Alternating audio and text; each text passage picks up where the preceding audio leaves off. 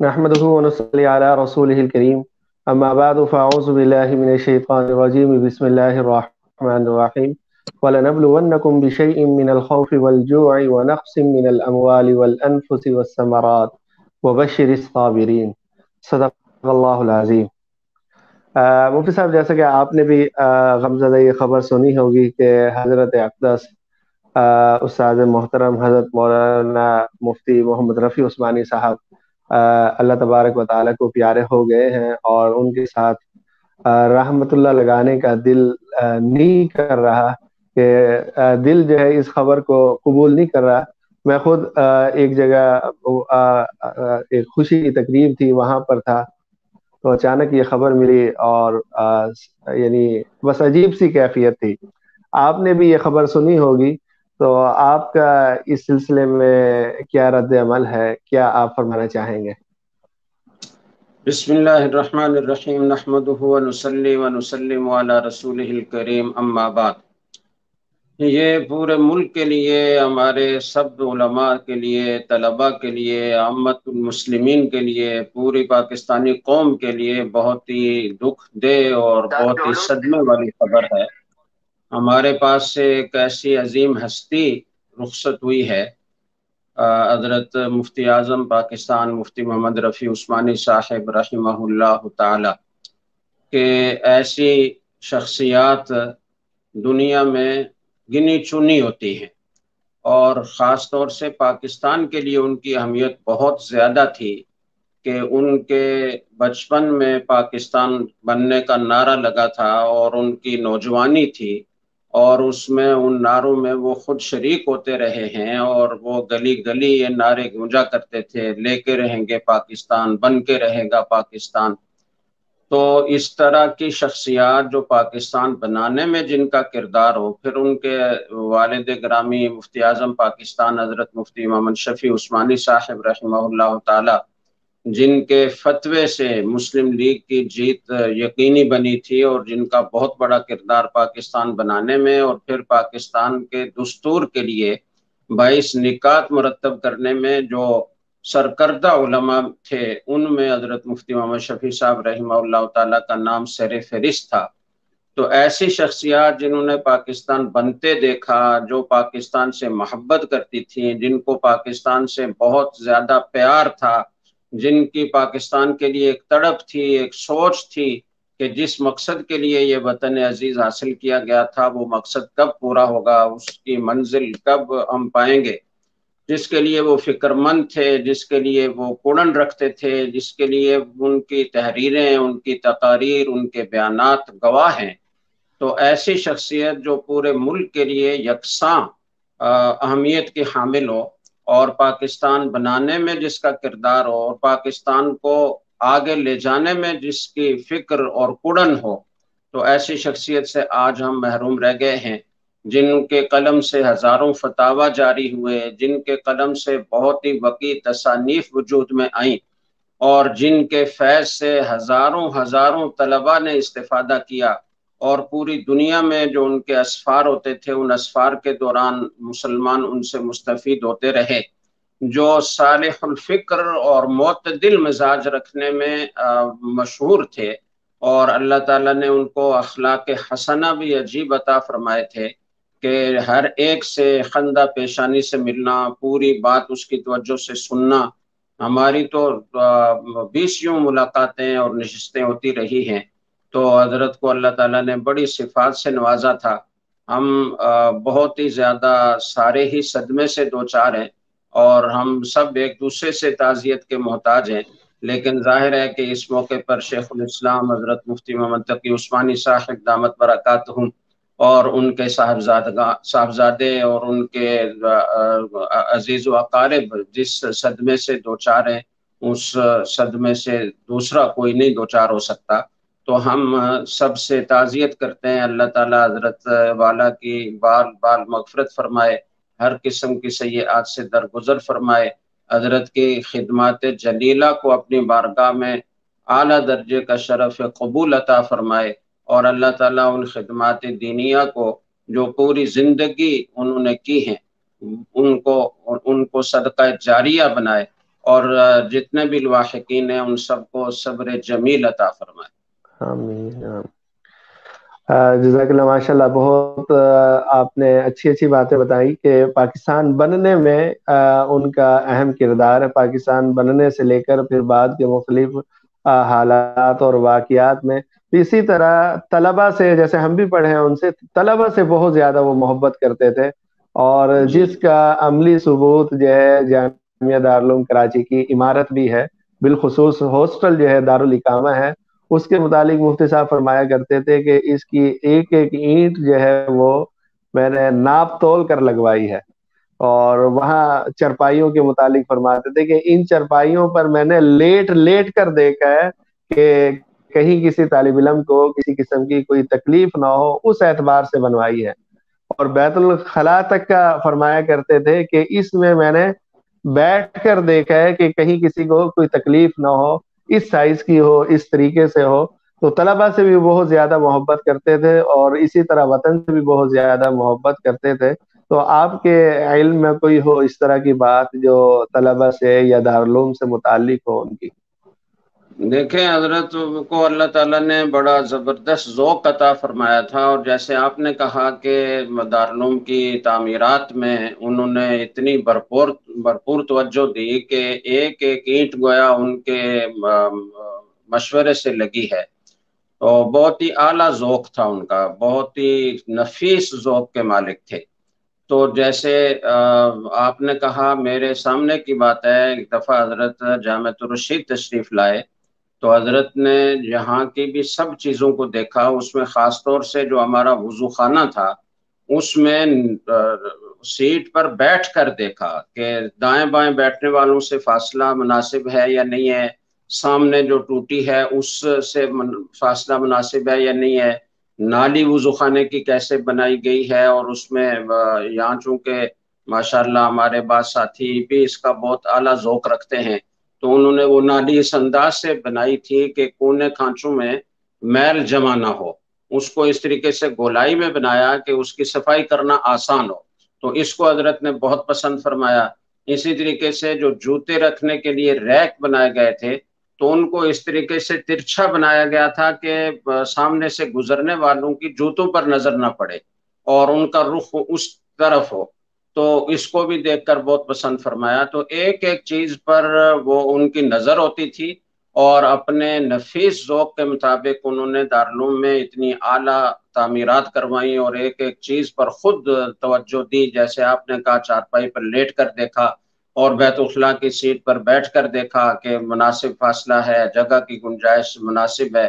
تو یہ واقعتاً ان کا بہت ہی عمدہ ذوق تھا، اور جو دارالعلوم کراچی کی جامع مسجد ہے اس کی تعمیر کو دیکھ کر اس کا اندازہ لگایا جا سکتا ہے، ہاسٹل کو دیکھ کر اندازہ لگایا جا سکتا ہے، وہاں جو مطعم ہے جہاں طلبہ کھانا کھاتے ہیں اس کو دیکھ کر اندازہ لگایا جا سکتا ہے کہ کیسے حضرت کی ایک ایک چیز پر نظر ہوتی تھی، اور کیسے اس کو وہ اعلیٰ سے اعلیٰ معیار کے مطابق بنانے کے لیے فکر مند رہتے تھے، اور اسی کے مطابق وہ بنواتے تھے۔ اور اگر کہیں کوئی غفلت کرے تو باقاعدہ پھر اس کی کلاس ہوتی تھی، اس کو تنبیہ ہوتی تھی، اور بعض چیزیں وہ ختم کروا کر دوبارہ بنواتے تھے۔ تو بہت اعلیٰ ذوق تھا، صفائی ستھرائی کا، نظم کا، سلیقے کا۔ اپنے ذاتی لباس میں بھی وہ اسی طرح باذوق واقع ہوئے تھے، اور بہت عمدہ اور صاف ستھرا نفیس لباس پہنتے تھے۔ اللہ تعالیٰ ان کی خدمات دینیہ کو قبول فرمائے، اصل تو وہ ہے، اور اس میں انہوں نے پوری زندگی کھپائی ہے۔ اور زندگی کے آپ سمجھیں کہ پوری زندگی ہی بچپن سے لے کر تو اس وصال تک کی ساری زندگی دینی خدمات ہی سے عبارت ہے۔ کوئی وقت ان کا غفلت میں، کوئی وقت ان کا بیکار نہیں گزرا، اور اللہ تعالیٰ نے ان سے مختلف میدانوں میں بہت بڑا کام لیا ہے۔ اللہ تعالیٰ اس سارے کام کو قبول فرمائے اور ان کے لیے صدقہ جاریہ بنائے۔ آمین آمین۔ باقی جیسے آپ نے متم کے متعلق بھی فرمایا، تو استاد جی فرمایا کرتے تھے کہ پورے پاکستان نہیں بلکہ دنیا کے مختلف ملکوں میں گیا ہوں، اور وہاں سے مختلف چیزیں دیکھی ہیں، اور پاکستان کے تو کئی شہروں کے نام بتاتے تھے اور کمپنیوں کے، PIA اور مختلف دوسرے، ادھر ادھر ہم گئے، ہر جگہ خود جا کر دیکھا، مشاہدہ کیا، ہر جگہ سے اچھی اچھی چیزیں جو لگی ہیں وہ لی، اور پھر مجموعی اعتبار سے جو ہے متن بنایا. اور میرے خیال جی سے پورے پاکستان میں شاید کسی بھی مدرسے میں ایسا متن نہ نہیں ہوگا، اور یہ مفتی صاحب کی محنت اور کاوشوں سے ہی طلبا کے لیے یہ سہولت ممکن ہو سکی. جی مفتی بالکل ایسے ہی صاحب تھا، جو اور اب یہ بات بھی ہے کہ طلباء کی طرف سے اگر کبھی بھی کوئی شکایت آ جاتی تھی، کسی جگہ اگر بجلی کا بلب کہیں فیوز ہو گیا یا کوئی پنکھا خراب ہو گیا یا اس طرح کی کوئی بھی چیز طلباء کی مشکل کا ذریعہ بنی اور حضرت کے پاس شکایت پہنچی، تو ضروری تھا کہ 24 گھنٹے کے اندر اندر وہ صحیح ہو. اگر کبھی شکایت ملتی تھی کہ وہ صحیح نہیں ہوئی، 2 دن ہو گئے 3 دن ہو گئے، تو حضرت متعلقہ لوگوں کو بلا کر بہت زبردست تنبیہ فرماتے تھے. تو طلباء کی سہولت کے لیے اور طلباء کی آسائش کے لیے، طلباء کی ضرورتوں کو پورا کرنے کے لیے حضرت بہت فکر مند ہوتے تھے، اور عملی طور پر خود ان چیزوں پر توجہ دیتے تھے جو عام طور پر ہمارے بڑے اداروں میں اتنی بڑی سطح کی شخصیت خود ان چیزوں میں انوالو نہیں ہوتی ہے، اور وہ نیچے کے لوگ ہی کر رہے ہوتے ہیں. لیکن حضرت ایک ایک چیز پر خود توجہ دیتے تھے، اور کسی بھی طرح کی کوئی شکایت ہوتی تھی تو اس پر بہت جلدی کارروائی فرماتے تھے. حضرت کو اللہ تعالیٰ نے یہ بہت ہی ایک طلباء کے لیے دردمند دل عطا فرمایا تھا، اور ہمتاً وہ اس کوشش میں ہوتے تھے کہ طلباء کو کسی قسم کی دقت پیش نہ آئے. بالکل بالکل. مفتی صاحب، جیسے اب اللہ تعالیٰ کو پیارے ہو گئے ہیں، تو ہمارے لیے یا عوام کے لیے اب کرنے کا کیا کام ہے، کہ ہمیں کیا کرنا چاہیے جو ان کے لیے بھی بہتر ہو اور ہمارے لیے بھی بہتر ہو؟ جی، میں عرض کروں گا کہ دعائے مغفرت کا بہت اہتمام کرنا چاہیے. دعا بہت بڑا اسلحہ ہے، اور میت کے لیے دعا قبول ہونے کا وعدہ ہے. اور دوسری بات یہ ہے کہ جتنا قرآن کریم پڑھ کر کوئی ایصال ثواب کر سکتا ہے وہ کرے. ہمارے ہاں جامعۃ الرشید میں عشاء کے بعد تلاوت اجتماعی طور پر ہوتی ہے. 2000 سے زائد طلباء تقریباً تلاوت کرتے ہیں. پھر شعبہ حفظ میں 1000 سے زیادہ طلباء ہیں، تو یہ سارے پورا دن تلاوت کرتے ہیں. تو ایک دن میں سینکڑوں قرآن کریم ختم ہوتے ہیں گویا. تو ہم اس میں بھی اعلان کر دیں گے کہ وہ ایصال ثواب کی نیت کریں. دوسرے مدارس میں بھی جہاں اس طرح کوئی اجتماعی سلسلہ ہے ان کو چاہیے کہ وہ اس میں اعلان کروا دیں. نہیں ہے تو کوئی آدھا گھنٹہ مختص کر کے حضرت کے لیے تلاوت کروائیں طلباء سے، اور ان ایصال ثواب کے لیے اور ان کے لیے مغفرت کی اور درجات کی بلندی کی دعا کروائیں. عامت المسلمین کو بھی حضرت سے بہت فیض پہنچا، اور ایسی ہستیاں تو پورے ملک کے لیے بہت بڑی اللہ کی نعمت ہوتی ہیں، اور ایسی ہستیاں تو بہت سارے فتنوں کے سامنے دیوار بنی رہتی ہیں. تو یہ پوری قوم کا اجتماعی نقصان ہے. تو سب مسلمانوں کو حضرت کے لیے ایصال ثواب کا اور مغفرت کی دعا کا اہتمام کرنا چاہیے. ایک بات تو یہ ہے. دوسری بات جو میں عرض کرنا چاہوں گا وہ یہ ہے کہ جو اکابر ہمارے اب موجود ہیں، جیسے حضرت مفتی تقی عثمانی صاحب دامت برکاتہ میں، دوسرے ہمارے اکابر ہیں، تو ان کی زندگی میں حیات میں قدر کر لیں. عام طور پر ہم لوگ کسی کے وصال پر تو بہت زیادہ صدمے سے دوچار ہوتے ہیں، اور بہت ان کے لیے تڑپ ہوتی ہے ہماری، لیکن زندگی میں اس طرح کی قدر نہیں ہوتی جیسی ہونی چاہیے. تو جو ہمارے اکابر مشائخ موجود ہیں، اللہ والے موجود ہیں، مستند علماء موجود ہیں، ان کی قدر کریں. طلباء بھی، دینی تنظیموں کے ارکان بھی، اور عامت المسلمین بھی علماء کی مجلس میں بیٹھے ہیں، ان سے اپنے تمام امور کے بارے میں مشورہ لیں. مسئلہ درپیش ہو تو مسئلہ پوچھیں، اور ان کی مجالس میں شریک ہوں، ان کی تصانیف کا، ان کے مواعظ کا مطالعہ کریں. جی جزاک اللہ، بہت بہت شکریہ مفتی صاحب. اچھا مفتی صاحب، ایک بات اچانک ذہن میں آئی ہے کہ الحمدللہ بہت سی خدمات تھی استاد محترم کی، مفتی صاحب کی، وہ اللہ کے پاس چلے گئے ہیں. دین کا کام ہے، چلتا رہے گا. لیکن بعض لوگ ایسے ہی اعتراض کے طور پر کہتے ہیں بھی ایک انسان چلا گیا تو اب گویا کہ دین کا کام ختم ہو گیا، اب کام نہیں ہو سکتا. تو اس کی کیا حقیقت ہے؟ دیکھیں، یہ تو ایک حقیقت ہے کہ جاننے والے کے جو کمی ہے وہ تو پوری نہیں ہو سکتی، لیکن اللہ تعالیٰ نے دین کو قیامت تک باقی رکھنا ہے. اور یہ اللہ تعالیٰ کا نظام ہے کہ اللہ تعالیٰ کسی اپنی برگزیدہ ہستی کو اگر لے جاتے ہیں تو اللہ تعالیٰ اس کا متبادل بھی ضرور پیدا فرماتے ہیں. تو ہمیں اللہ تعالیٰ کی ذات سے نا امید نہیں ہونا چاہیے اور اس طرح کی مایوسی کی باتیں نہیں کرنی چاہیے. ان کی خدمات کا تذکرہ بھی کرتے رہنا چاہیے، اپنے عمل کو اور اپنے جد و جہد کو اس تیزی اس میں لانے کے لیے اپنے اکابر کا، اسلاف کا، ان کی خدمات کا، ان کی محنتوں اور مجاہدوں کا تذکرہ کرنا، یہ ہمارے لیے مہمیز کا کام دیتا ہے اور اس سے جذبہ تازہ رہتا ہے، محنت کا ذوق پیدا ہوتا ہے. تو اس کا تذکرہ تو کرنا چاہیے، لیکن یہ کہ ایسی مایوسی کے دن جو چلے گئے تو بس اب دین کا کام ٹھپ ہو جائے گا، خدا نہ خواستہ اب ہمارے پاس کوئی ہے ہی نہیں، تو ایسا نہیں ہے. اللہ تعالیٰ نے اس نظام کو باقی رکھنا ہے اور اسلام کو انشاءاللہ ایک دن غالب کرنا ہے. تو اللہ تعالیٰ ضرور اس کا انتظام فرماتے ہیں. جانے والوں کے ذمے جو کام ہوتا ہے وہ اپنی زندگی میں کر چکے ہوتے ہیں، تو اللہ تعالیٰ پھر متبادل پیدا فرماتے ہیں یا پہلے پیدا فرماتے ہیں پھر کسی کو لے جاتے ہیں. تو اللہ تعالیٰ کا یہ دستور ہے. ورنہ تو رسول اکرم صلی اللہ علیہ وسلم کے وصال پر صحابہ کرام جس قدر پریشان تھے، ان سے زیادہ بڑا تو کوئی نہیں ہے. اور اس وقت کتنے خطرات بھی تھے کفار کی طرف سے، پھر فتنے بھی طرح طرح کے شروع ہوئے، لیکن صحابہ کرام رضی اللہ تعالیٰ عنہم حضرت ابوبکر صدیق رضی اللہ تعالیٰ عنہ کے ہاتھ پر جمع ہوئے اور انہوں نے وہ آپ صلی اللہ علیہ وسلم کی اس میراث کو پورے طریقے سے لیا اور آگے امت تک پہنچایا.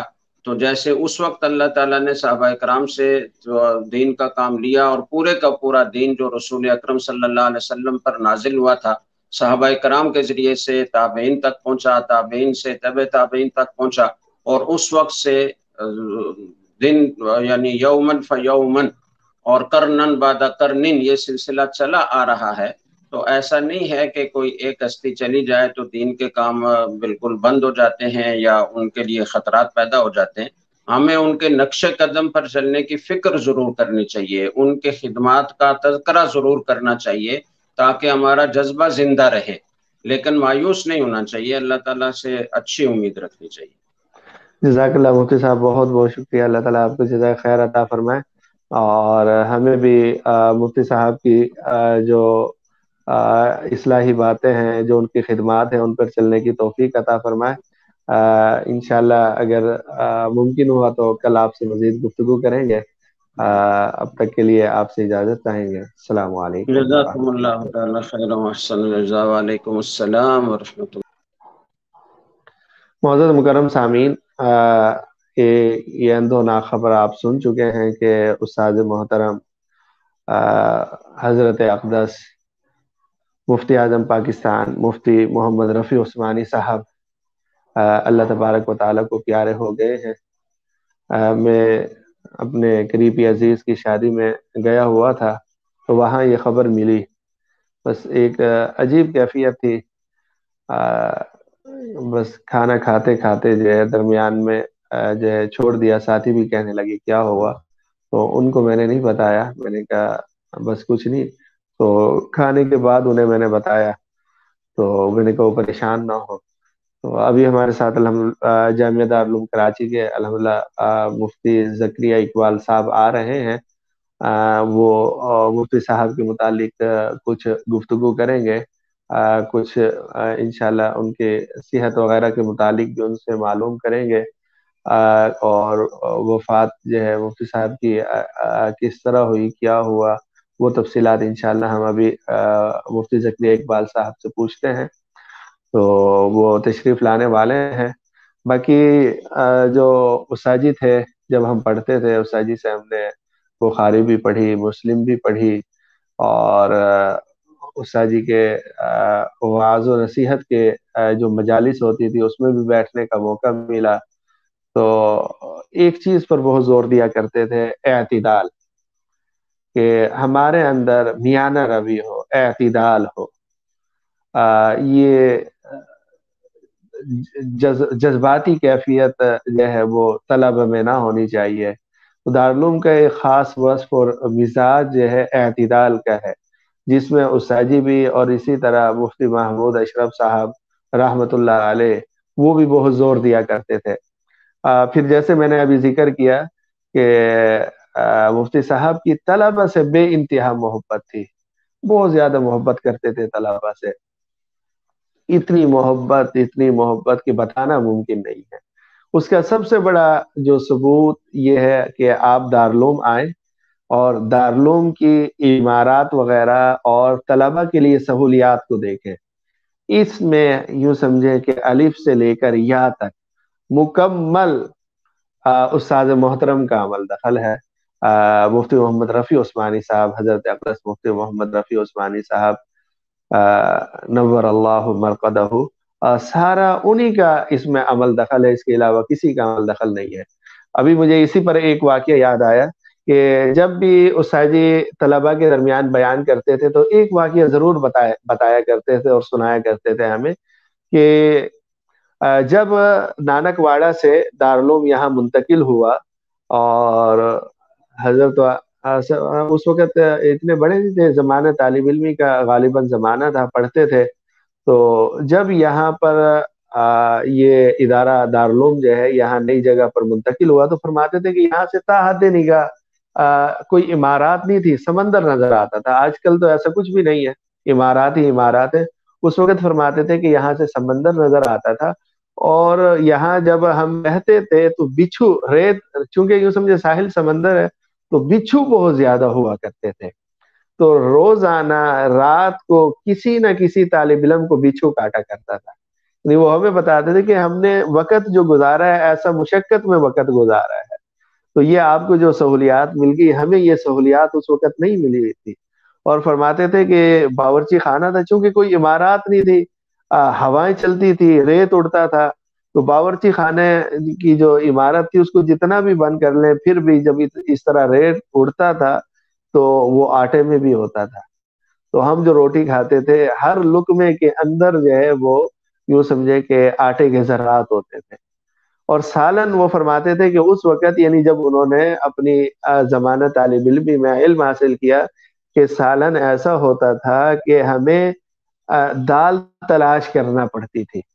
تو وہ ساجی کہتے تھے کہ آپ لوگوں تو اب الحمدللہ گوشت کی فراوانی ہے، گوشت بھی تلاش نہیں کرنا پڑتا تھا۔ وہ فرماتے تھے کہ تمہیں تلاش نہیں کرنا پڑتا، اور ہمیں تو اس سالن کے اندر دال کے دانے تلاش کرنا پڑتے تھے۔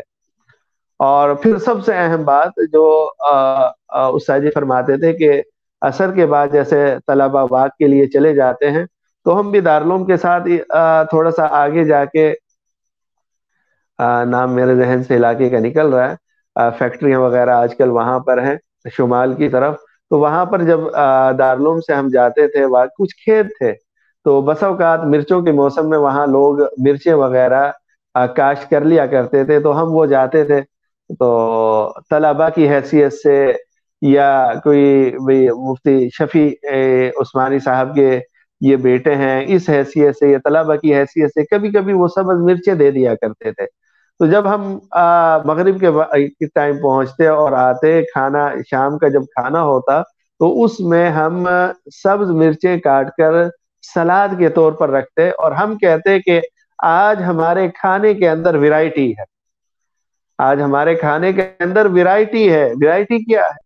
یعنی وہ دال، پانی والی دال ہے اور اس کے ساتھ یہ کٹی ہوئی سبز مرچیں ہیں، یہ گویا کہ ویرائٹی ہے ہمارے ساتھ ایک کھانے کی۔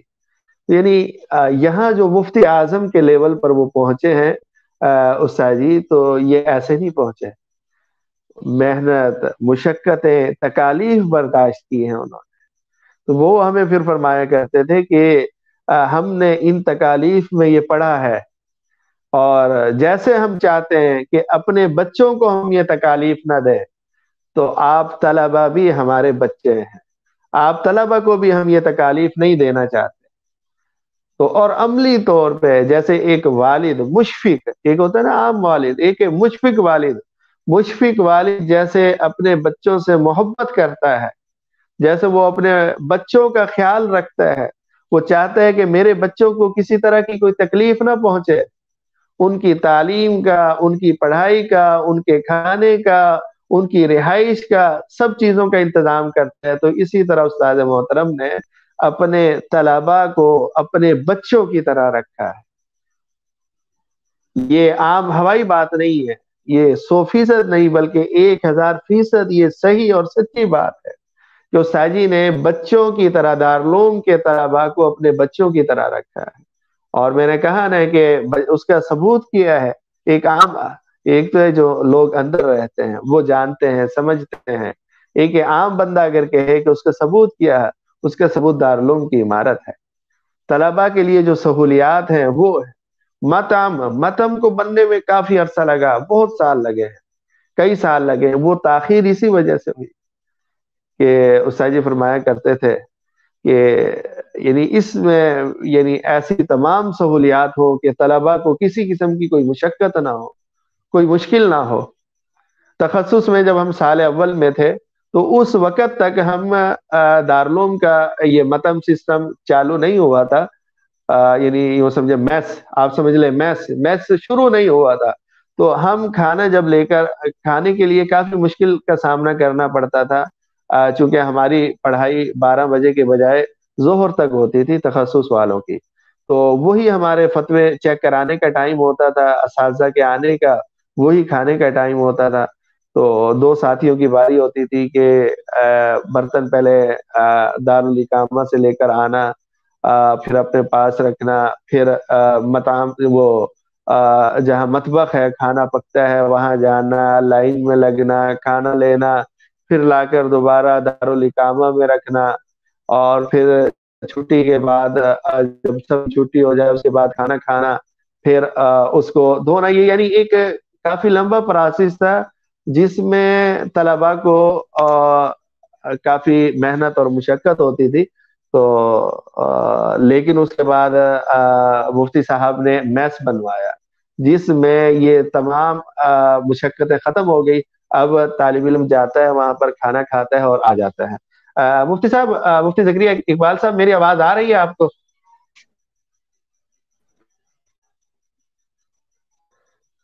مفتی صاحب آواز آ رہی ہے؟ مفتی زکریا اقبال صاحب، عبد الخالق بھائی ان کی آواز نہیں آ رہی ہے مجھے.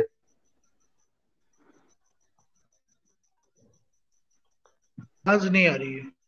السلام علیکم صاحب جی، آواز آ رہی ہے؟ ہلو، السلام علیکم استاد جی.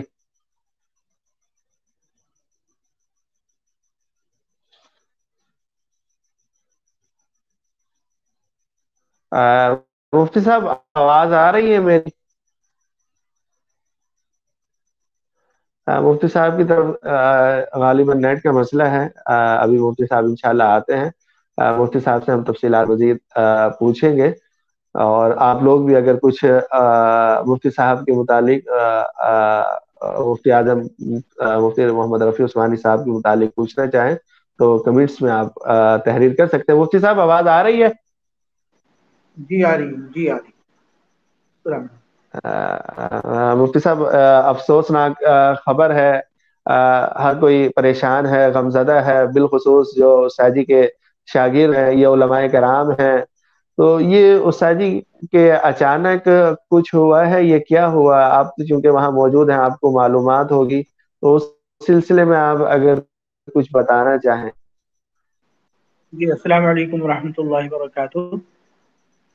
حضرت صدر وعلیکم جامعہ السلام ورحمۃ حضرت اللہ. مفتی اعظم پاکستان حضرت مولانا مفتی محمد رفیع عثمانی صاحب رحمۃ اللہ علیہ کے سانحہ وفات کا جو یہ معاملہ پیش آیا ہے، یقیناً ہم سب حضرت کے متوسلین، شاگردوں اور تلامذہ کے لیے، اور پوری دنیا میں حضرت کے جو ہزاروں کی تعداد میں بلکہ لاکھوں کی تعداد میں جو حضرت کے محبین اور تلامذہ پھیلے ہوئے ہیں، سب کے لیے ایک انتہائی دلگزار اور تفریح دہ خبر ہے.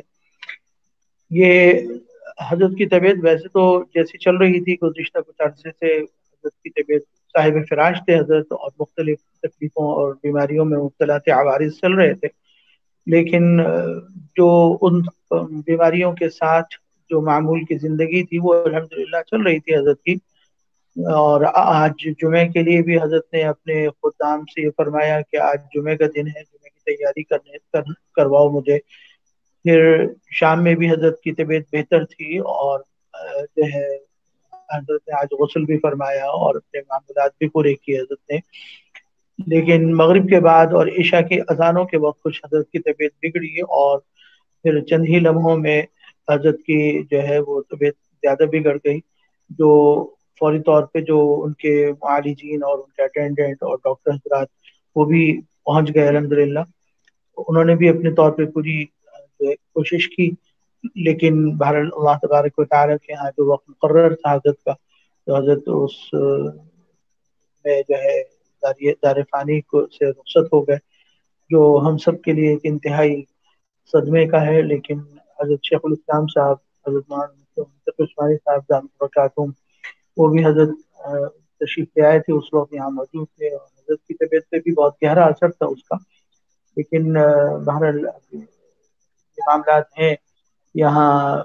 मैं हजरत के कमरे ही में अभी इस वक्त बैठा हुआ हूँ, और अब इंशाल्लाह कुछ देर के बाद हजरत को गुस्ल देने की तैयारियां हैं, और इंशाल्लाह अभी जनाजे का कोई मुतय्यन तय नहीं हुआ, क्योंकि हजरत के जो साहबजादे हैं हजरत डॉक्टर जुबैर अशरफ उस्मानी साहब, वो सफ़र पे हैं, और उनकी फ्लाइट, वापसी की फ्लाइट के बाद ही जब उसका तयन हो जाएगा, तो उसके बाद ही फिर कोई जनाजे की और तदफीन को कोई फैसला होगा। बस मेरी गुजारिश यही है आप सब हजरात से भी, और दरस कुरान करीम के जितने भी सुनने वाले हैं उन सब से, कि हजरत के इसाले सवाब के लिए खुसूसी दुआ फरमाएं और इसाले सवाब की कोशिश करते रहें।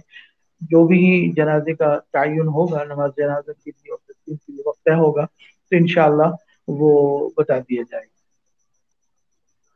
जज़ाकल्लाह, बहुत बहुत शुक्रिया। मुफ्ती साहब मजीद बात करना चाहेंगे या आप जाना चाह रहे हैं? एक मुख्तसर बात हो जाएगी इंशाल्लाह, क्योंकि यहाँ हाँ, का सिलसिला है। जी, उस्ताद जी की जिंदगी से मुतालिक कोई वाकिया, कोई बातचीत जो हमारे लिए और आवाम के लिए मुफीद हो, कोई फायदेमंद हो। सच्ची बात तो यह है कि हजरत मुफ्ती रफ़ी उस्मानी साहब रहमतुल्लाह अलैह, जिनको कहते हुए आज बिल्कुल जुबान अटक जाती है, तो वो इतनी हमगीर, जामे, इतनी जबरदस्त शख्सियत थे कि अल्लाह तबारक व तआला ने उनको इतनी सिफात से नवाजा था, तो उन जैसी सिफात का हामिल कोई हमें अपने हल्के में दूर दूर तक नजर नहीं आता। ये कोई बात जो है सिर्फ एक शागिर्दाना मोहब्बत का से पर मबनी नहीं है, बल्कि ये वाकई और हकीकत पर मबनी बात है। जो भी हजरत रहमतुल्लाह अलैह की को जानता है और हजरत से थोड़ा सा ताल्लुक रखता है, वो हजरत की उन हमगीर शख्सियत, जामे शख्सियत, उनके इल्म, उनका अमल, उनका तकवा, उनकी उम्मत पर शफ़क़त, उम्मत की खैर खाही, अपने तलबा के लिए खैर खाही, उलमा के लिए खैर खाही, तमाम मदारिस के लिए खैर खाही उनकी, फिर सबसे बढ़कर उनकी वतन अजीज पाकिस्तान से उनकी बेलौस और बे इंतहा मोहब्बत, फिर पूरी इस्लामी दुनिया से उनका ताल्लुक और मोहब्बत, ये सब उनकी ऐसी चीज़ें हैं कि हर एक पर अगर गुफ्तगू की जाए तो घंटों भी ना काफ़ी हजरत की शख्सियत। ये इतना अजीम जामिया दारुल कराची, जिसके लाखों फुज़ला अल्हम्दुलिल्लाह पूरी दुनिया में दीन के इशाअत का और दीन का की दावत का काम कर रहे हैं, इल्म का, अमल का काम कर रहे हैं, तो वो जो है हजरत की उस इसी जो हजरत का जो जामिया था उसी का फैज़ है, हजरत की खिदमत है।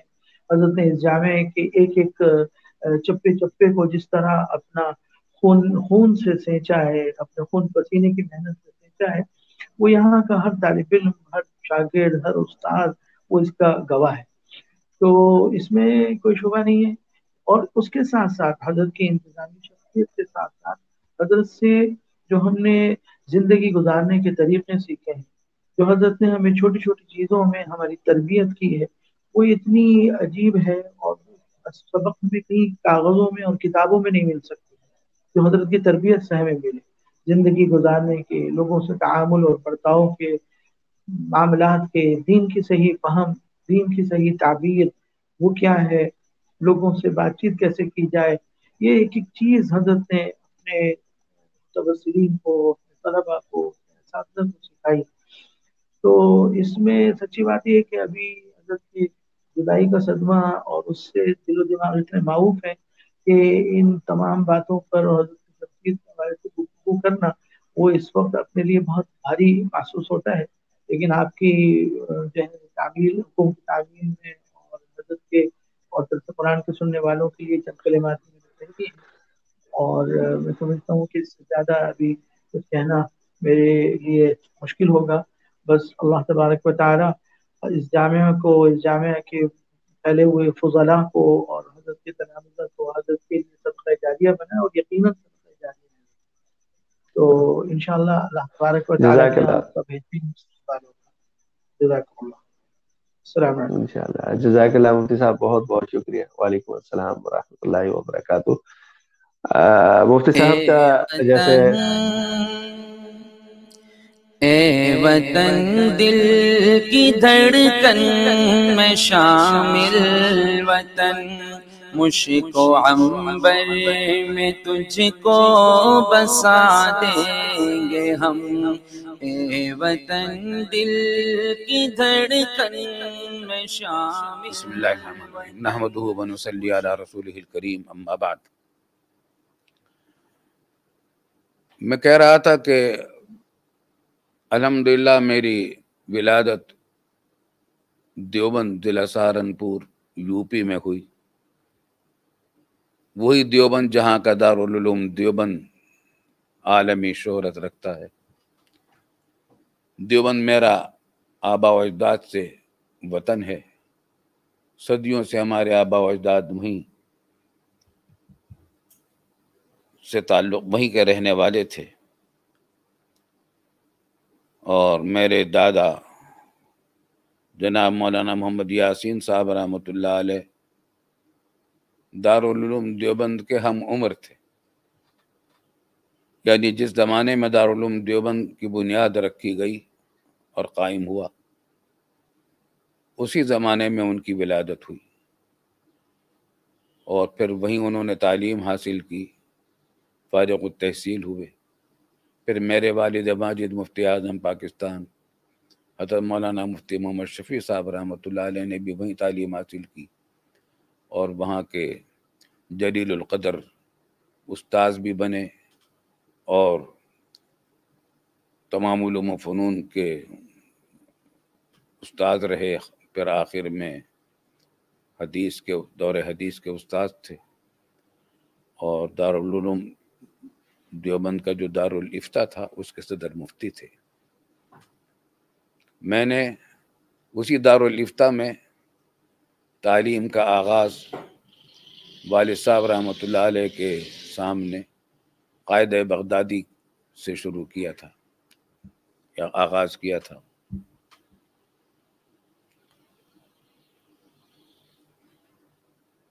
مجھے اب اس مناظر میں یہ بھی یاد آ رہا ہے کہ سن 45 میں جب دوسری جنگ عظیم ختم ہوئی اور اتحادی فوجوں کو فتح ہوئی، اس کا جشن بھی دارالعلوم دیوبند میں جو منایا گیا، اس کا جلوس بھی مجھے یاد ہے. ہم بچے تھے اور اس جلوس میں ہم بھی شریک ہو گئے تھے.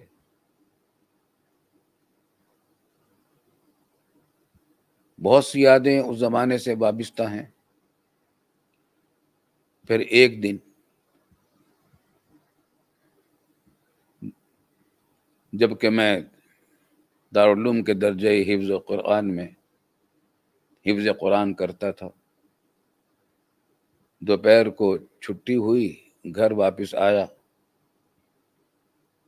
تو وہاں والد صاحب رحمۃ اللہ علیہ نے کتابوں کا ایک ادارہ دارالارشاد کے نام سے قائم کر رکھا تھا.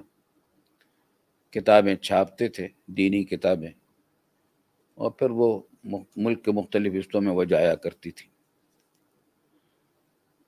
اس ادارے کو چلانے میں والد صاحب رحمۃ اللہ علیہ کے وہ معاون خصوصی تھے، ہمارے بڑے بھائی جان جناب محمد ذکی کیفی مرحوم، جو مشہور شاعر ہوئے اور بعد میں پاکستان میں ان کا مجموعہ کلام کیفیات کے نام سے بھی شائع ہوا. تو میں جب مدرسے سے دوپہر کو واپس آیا تو ان کی میز پر میں نے ایک تختی لگی ہوئی دیکھی، سفید کاغذ اس پر چڑھا ہوا تھا، اور نیلی روشنائی سے موٹے حروف میں لکھا ہوا تھا، پاکستان ہمارا ہے.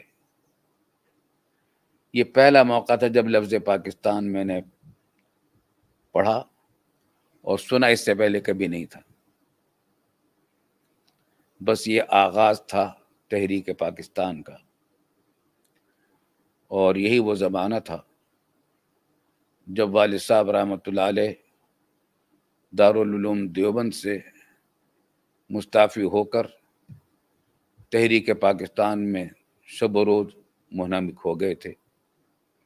شیخ الاسلام علامہ شبیر احمد صاحب عثمانی رحمۃ اللہ علیہ جو دارالعلوم دیوبند کے بہت جلیل القدر استاد تھے اور شیخ الاسلام تھے اپنے وقت کے، اور دور حدیث کے عظیم سب محدث تھے، استاد تھے، اعلیٰ درجے کے خطیب تھے، اور اللہ تعالیٰ نے بہت نعمتوں سے نوازا تھا. تمام اسلامی علوم و فنون پر بڑی گہری نظر رکھنے والے اور دسترس رکھنے والے تھے. وہ بھی ہمتن دارالعلوم کے تحریک میں لگے اس طریقے سے کہ وہ بھی دارالعلوم دیوبند سے مستعفی ہو گئے. خلاصہ یہ کہ دارالعلوم دیوبند کے اساتذہ میں سے، جلیل القدر اساتذہ میں سے کئی حضرات تحریک پاکستان ہی کے خاطر مستعفی ہو کر اس تحریک میں شامل ہوئے. اور مستعفی ہونے کی وجہ یہ تھی کہ دارالعلوم میں رہتے ہوئے سیاسی مشاغل اور سیاسی کاموں کا کرنا یہ حضرات مناسب نہیں سمجھتے تھے. اس سے طلباء کی تعلیم میں نقصان ہونے کا اندیشہ تھا. اس وجہ سے اور بھی کچھ اسباب تھے. اس واسطے دن رات یہ حضرات تحریک پاکستان کی جد جہد میں شریک ہوئے. ہم نے بھی دیوبند میں اس وقت 3 جماعتیں کام کر رہی تھیں. ایک جمعیت علماء اسلام، اس کے بانی شیخ الاسلام علامہ شبیر احمد صاحب عثمانی رحمۃ اللہ علیہ تھے، اور اس کا آغاز ہوا ہے کلکتے سے.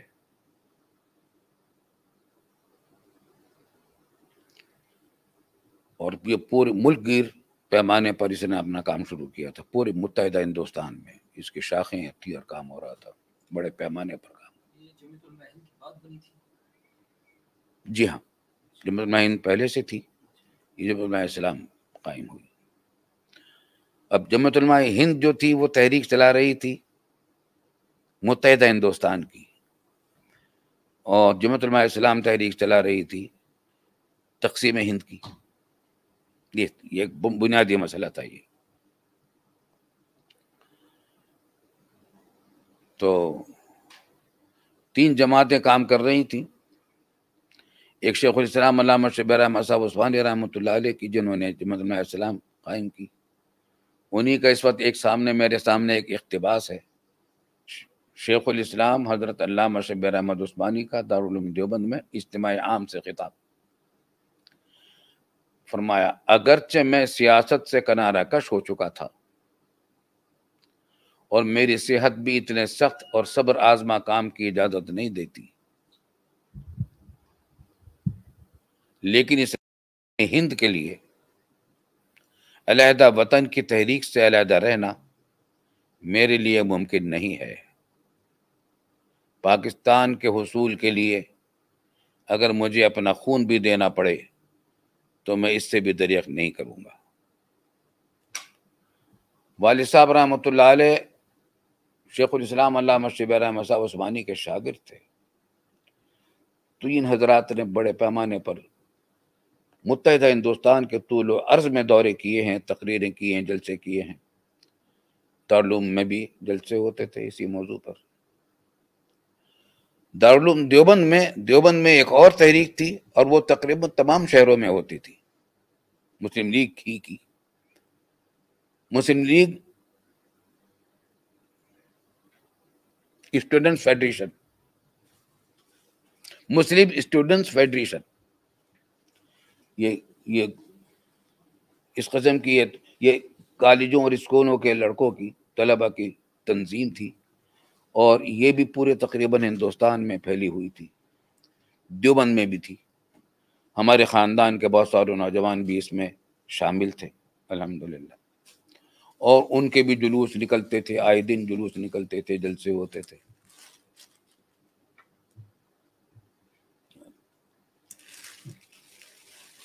اور تیسری جماعت ہم نے دارالعلوم دیوبند میں نہیں بلکہ دیوبند میں بچہ مسلم لیگ بنا رکھی تھی۔ میں نے آپ کو بتایا کہ جب پاکستان قائم ہوا سن 48 میں پاکستان ہم ہجرت کر کے آئے تو میری عمر کا 12واں سال تھا، تو ہم بچے تھے۔ اس بچہ مسلم لیگ میں تقریباً 600 بچے شامل تھے، اور ہم جلوس نکالا کرتے تھے جمعہ کی نماز کے بعد دارالعلوم دیوبند سے باہر شہر کے وسط میں مرکزی جامع مسجد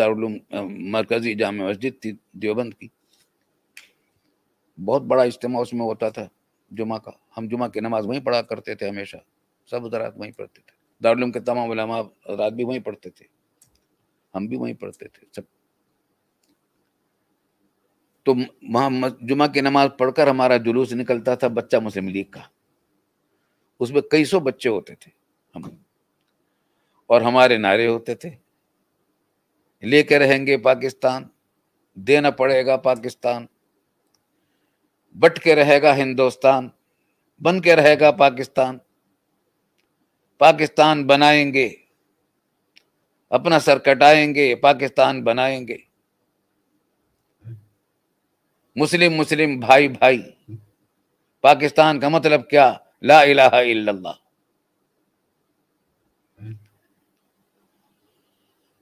ادھر کانگریسی بچوں کا بھی جلوس نکلتا تھا، اور ان کا نعروں میں ایک نعرہ یہ ہوتا تھا کہ ہندو مسلم بھائی بھائی، اور ہمارا نعرہ ہوتا تھا مسلم مسلم بھائی بھائی۔ یہ بنیادی اختلاف تھا مسلم لیگ اور کانگریس کا۔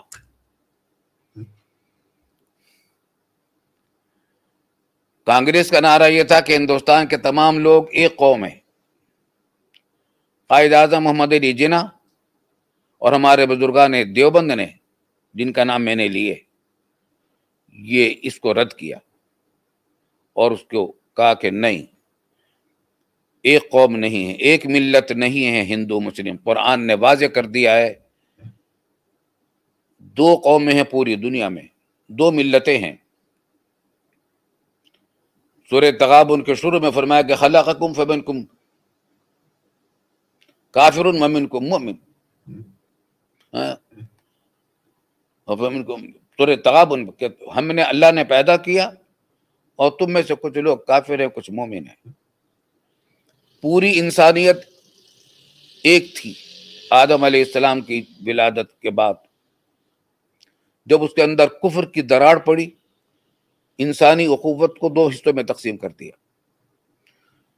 تو مسلم الگ ہو گئے، کافر الگ ہو گئے، اور پھر یہ نزاع آج تک چلا آ رہا ہے۔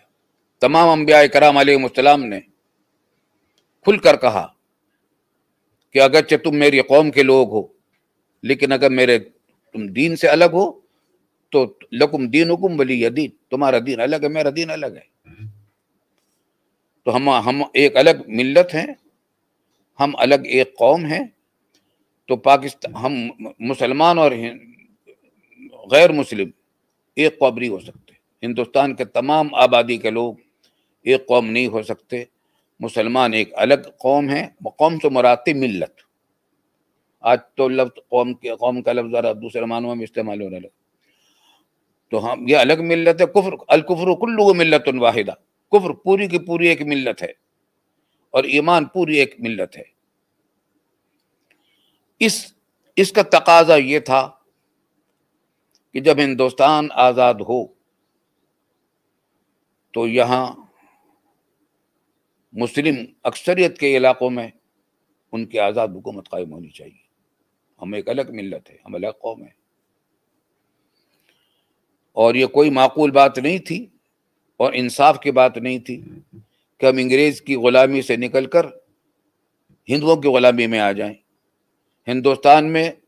ہندوستان کی مردم شماری اس زمانے میں 40 کروڑ تھی، اس میں 10 کروڑ مسلمان تھے اور 30 کروڑ غیر مسلم تھے، اور یہ بات طے تھی کہ ہندوستان جب آزاد ہوگا، کانگریس نے اس کے اپنے منشور میں شامل کر رکھا تھا کہ یہ جمہوری حکومت ہوگی اور سیکولر ہوگی، اور سیکولر حکومت ہوتی تو اس کا حاصل کیا تھا کہ 30 کروڑ کی ہندو آبادی مسلمانوں کی اقلیت پر حکمران بنتی۔ آج اگر بنارا مانگ لیا جاتا، آج کراچی پر اور پاکستان کے تمام صوبوں پر حکومت ہندوستان کے موجودہ وزیر اعظم کی ہوتی۔ تو ہمیں اللہ نے جو آزادی کی نعمت عطا فرمائی 14 اگست 1947 کو، اس سے ہم محروم رہ جاتے ہیں۔ اللہ تعالیٰ نے پاکستان کو قائم کیا۔ ہاں ایک بات یہ ہوئی، یہ بات بھی سامنے اچھا ہے، اس وقت روزنامہ آج کے حضرات میرے سامنے ہیں، وہ بھی ہیں۔ جب مسلم لیگ کی تحریک قوت پکڑی تحریک نے، اور یہ بات تقریباً سامنے آ گئی کہ پاکستان بنائے بغیر چارہ کار نہیں ہے، اور مسلمانوں کی بھاری اکثریت انگریز کی غلامی سے نکل کر ہندوستان کی اکثریت کی غلامی میں جانے کے لیے تیار نہیں ہے، ہندوؤں کی غلامی میں جانے کے لیے تیار نہیں۔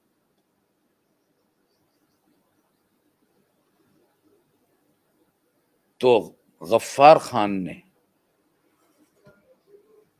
خیبر پختونخوا کے مشہور لیڈر اس زمانے کے، نعرہ پختونستان کا لگا دیا۔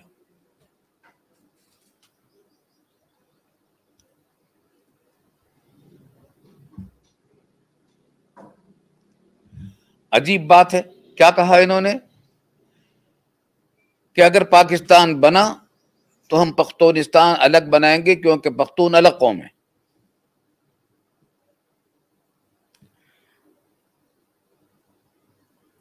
مجھے قدرت اللہ شہاب کا ایک جملہ یاد آ رہا ہے جو اس نے شہاب نامے میں لکھا ہے، انہوں نے کہ عجیب بینگا پن تھا ان کا، غفار خان کا، کہ جب تک پاکستان بننے کی امید نہیں قائم ہوئی تھی اور یقینی تقریباً ظن غالب نہیں ہوا تھا، اس وقت تک تو ان کا نعرہ تھا کہ ہندوستان کے تمام لوگ ایک قوم ہیں۔ تو ان کو پورے ہندوستان میں ایک قوم نظر آتی تھی۔ جیسے ہی پاکستان کے وجود کا نمبر آیا تو ان کو 2 قومیں نظر آنے لگی، بلکہ 4 قومیں نظر آنے لگی کہ ہر صوبہ الگ قوم ہے، سرحد بھی ایک الگ قوم ہے، سندھ بھی الگ قوم ہے، پنجاب بھی اور بلوچستان بھی۔ یہ عجیب بہنگا پن تھا کہ جب تک ہندوؤں کی حمایت میں وہ بول رہے تھے تو پورے ہندوستان میں ان کو ایک قوم نظر آ رہی تھی، اور جیسے ہی پاکستان کا نام آیا اور امکان ہوا کہ پاکستان اب قائم ہونے ہی والا ہے تو یہ شوشہ چھوڑ دیا کہ پختونستان ہمارا الگ ہونا چاہیے، کیونکہ پختون الگ قوم ہے۔ یہ ایک بہت بڑا چیلنج تھا۔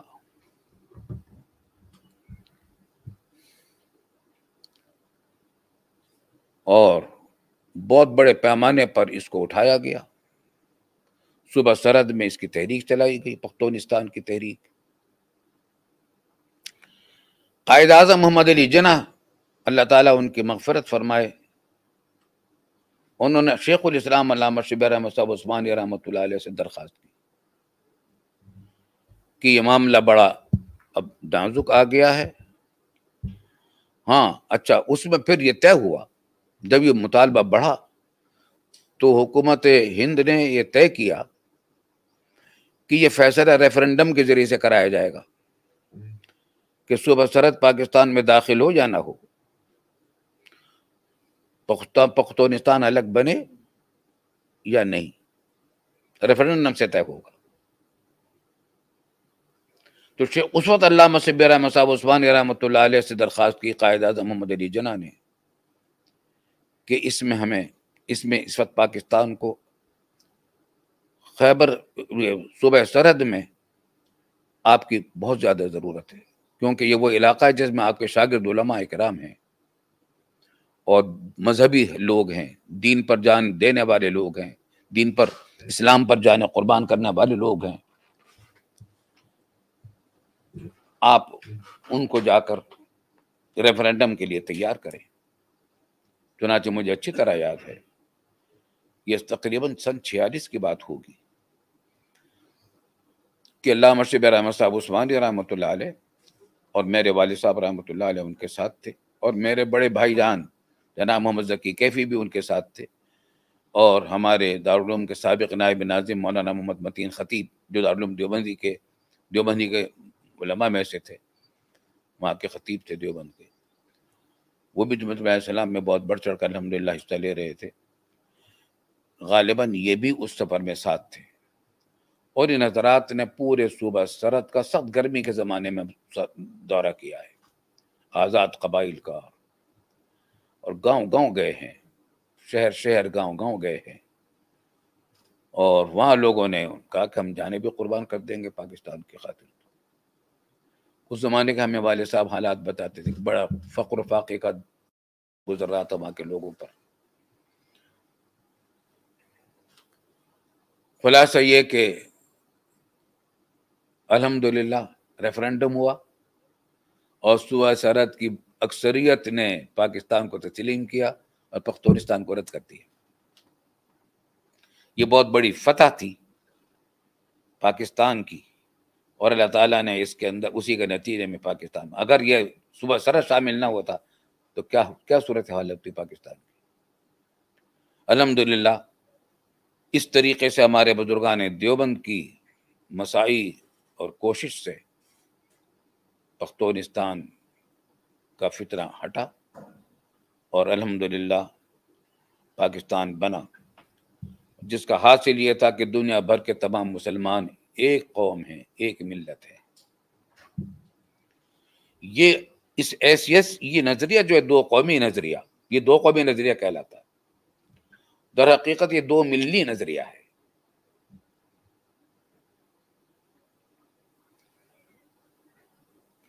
اس کا حاصل یہ ہے کہ دنیا کے جہاں بھی مسلمان کہیں آباد ہیں دنیا بھر میں، چاہے وہ کسی علاقے کے رہنے والے ہوں، کسی بھی نسل سے ان کا تعلق ہو، کسی بھی زبان کے بولنے والے ہوں، ان کی کوئی بھی زبان ہو، وہ سب ایک قوم ہے، کالے گورے سب ایک ہیں. اور یہی رسول اکرم صلی اللہ علیہ وسلم نے تعلیم دی تھی کہ گورے کو کالے پر فضیلت نہیں ہے. ان اکرمکم عند اللہ اتقاکم، تم میں سب سے زیادہ عزت والا آدمی وہ ہے جو سب زیادہ تقوی والا ہے، اور اسی کی بنیاد پر عزت ہے. قرآن نے اعلان کیا کہ انما المؤمنون اخوہ، دنیا کے تمام مومنین بھائی ہیں، بھائی ہیں. یہ ہمارا دو قومی نظریہ ہے، مسلم بھائی جو ہمارے بزرگوں نے نعرے لگوائے تھے. ہم جلسے بھی کیا کرتے تھے اسی موضوع پر. ہمارے بزرگ ہمیں تقریریں لکھ کر دیتے تھے، اور وہ ہم یاد کر لیتے تھے، پھر تقریریں کرتے تھے. ایک بات یہاں پر ضروری ہے، اور شاید آج کل اس کی زیادہ ضرورت ہے، کہ دو قومی نظریے کا مطلب کیا ہے. بعض لوگ اس کا تصور ہی سمجھتے ہیں کہ دو قومی نظریے کا مطلب یہ کہ بس مسلمان الگ قوم ہے، کافر الگ قوم ہے، ان سے لڑتے ہی رہو ہمیشہ. کیونکہ خوب سمجھ لیجئے کہ یہ مقصد نہیں، یہ مطلب نہیں دو قومی نظریے کا، کہ ہم دوسری قوموں سے، دوسری ملتوں سے، دوسرے مذہب کے لوگوں سے لڑتے رہیں.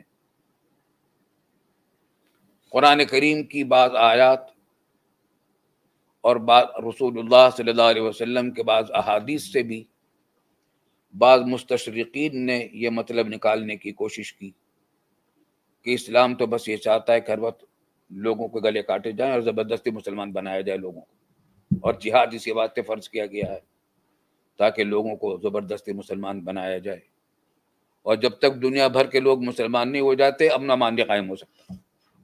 اور ہم امن و امان کو قائم نہیں کرنے دیں گے، لڑتے رہیں گے. یہ بالکل غلط ہے، پرلے درجے کی گمراہی ہے.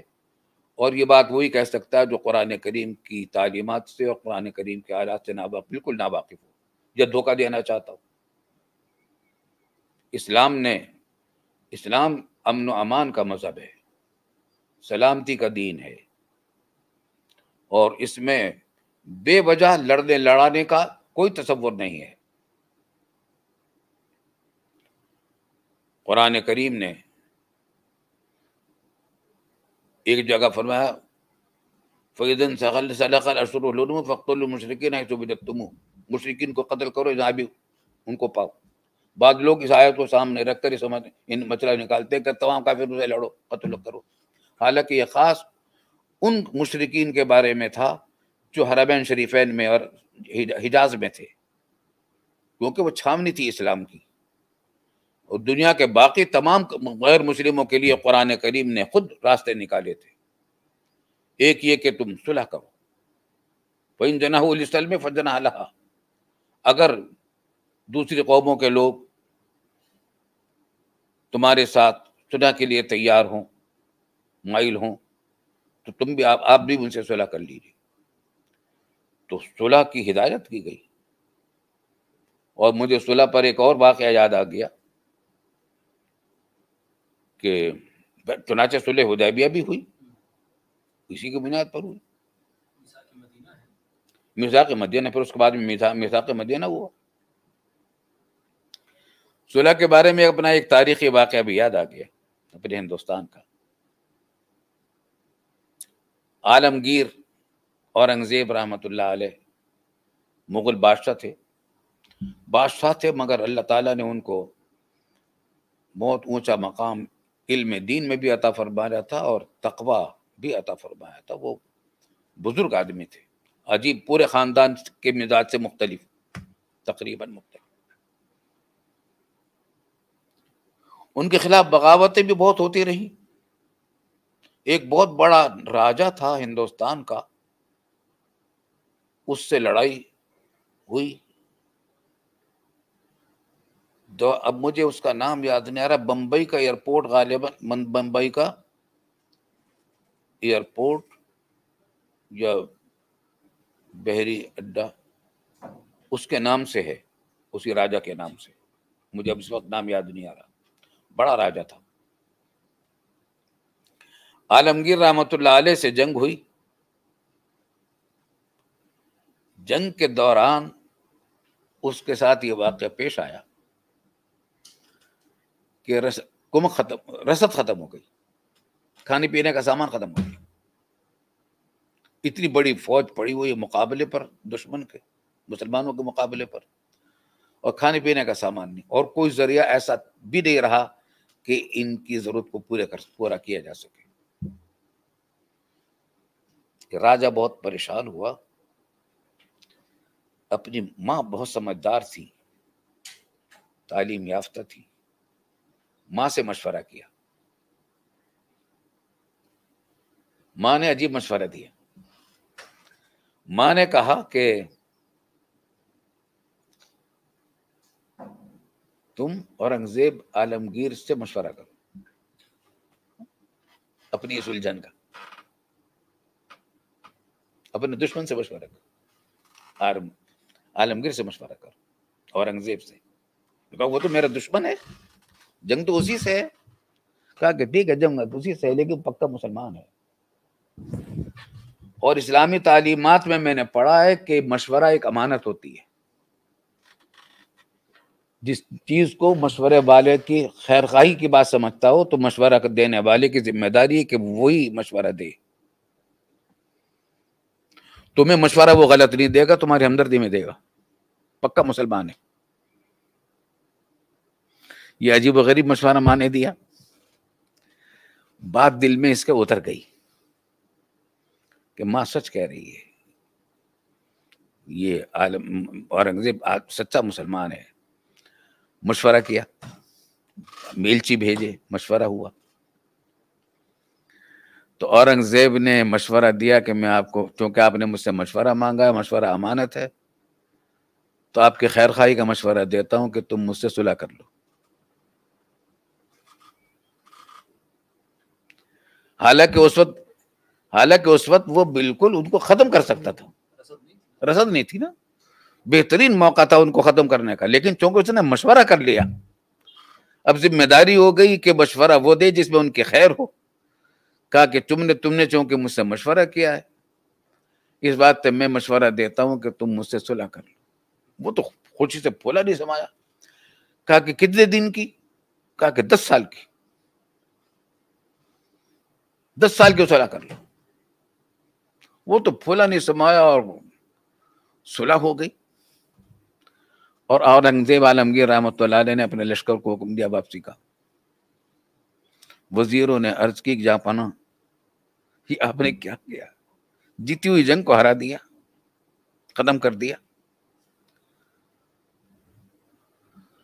فرمایا کہ میں نے برا نہیں کیا، اچھا کیا ہے، کیونکہ قرآن نے کہا کہ والصلح خیر، صلح اچھی چیز ہے، میں نے خیر کو اختیار کیا ہے. قرآن کریم میں والصلح خیر فرمایا گیا، صلح اچھی چیز ہے. تو کسی نے کہا کہ اچھا حضرت صلح کرنی ہی تھی تو اتنے 10 سال کی صلح کیوں کی؟ عارضی صلح کر لیتے کچھ دنوں کی. فرمایا کہ صلح حدیبیہ رسول اللہ صلی اللہ علیہ وسلم نے 10 سال کی تھی، میں نے اس سنت پر عمل کیا. تو دیکھیے، دو قومی نظریے کے خلاف نہیں ہے صلح، اور قرآن یہ کہہ رہا ہے کہ اگر مائل ہو جائیں کفار صلح کی طرف تو صلح کر لو.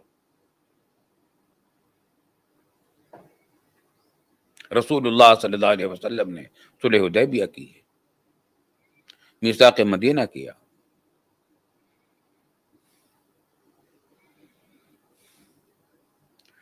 دوسری جگہ فرمایا قرآن کریم ہی نے، وَإِنْ أَحَدٌ مِّنَ الْمُشْرِكِينَ اسْتَجَارَكَ فَأَجِرْهُ حَتَّىٰ يَسْمَعَ كَلَامَ اللَّهِ. اگر مشرکین میں سے کوئی آدمی تمہارے سے کوئی اجازت طلب کر سلامتی طلب کر کے آپ کے ملک میں آنا چاہے، آپ کے پاس آنا چاہے، تو آپ نے فرمایا کہ آنے دو اس کو، تاکہ اللہ کا کلام سن لے، آ کر یہاں آئے گا، مسلمانوں کی باتیں سنے گا، ہو سکتا ہے اللہ تعالیٰ اس کو ہدایت دے دے. تو کافروں کو اس کی بھی اجازت ہے کہ وہ ہم سے اجازت لے کر قانونی طریقے سے ہمارے پاکستان میں آئیں، پھر ان کے جان و مال اور آبرو کی حفاظت بھی ہماری ذمہ داری ہو جائے گی. چنانچہ فرمایا کہ فاجرو، آپ ان کو امان دے دیجئے. امان دینے کا مطلب ہے کہ ان کے جان و مال اور آبرو کی حفاظت کی آپ ذمہ داری لے لیجئے. حتیٰ یسمع کلام اللہ. وَإِنْ أَحَدٌ مِّنَ الْمُشْرِكِينَ اسْتَجَارَكَ فَأَجِرْهُ حَتَّىٰ يَسْمَعَ كَلَامَ اللَّهِ ثُمَّ أَبْلِغْهُ مَأْمَنَهُ. پھر ان کو واپس ان کے محفوظ جگہ پر ان کو پہنچا دیجئے. مطلب یہ کہ جب تک وہ آپ محفوظ جگہ تک ان کو پہنچانے کا راستہ نہیں نکالتے، اس وقت تک آپ کی ذمہ داری ہے اس کے جان و مال اور آبرو کی حفاظت. تو دو قومی نظریے کا مطلب یہ نہیں ہے کہ دوسرے قوموں کے لوگ اگر ہمارے ملک میں آئیں تو ہم ان کے جان و مال اور آبرو کی حفاظت نہ کریں، ہماری ذمہ داری ہے.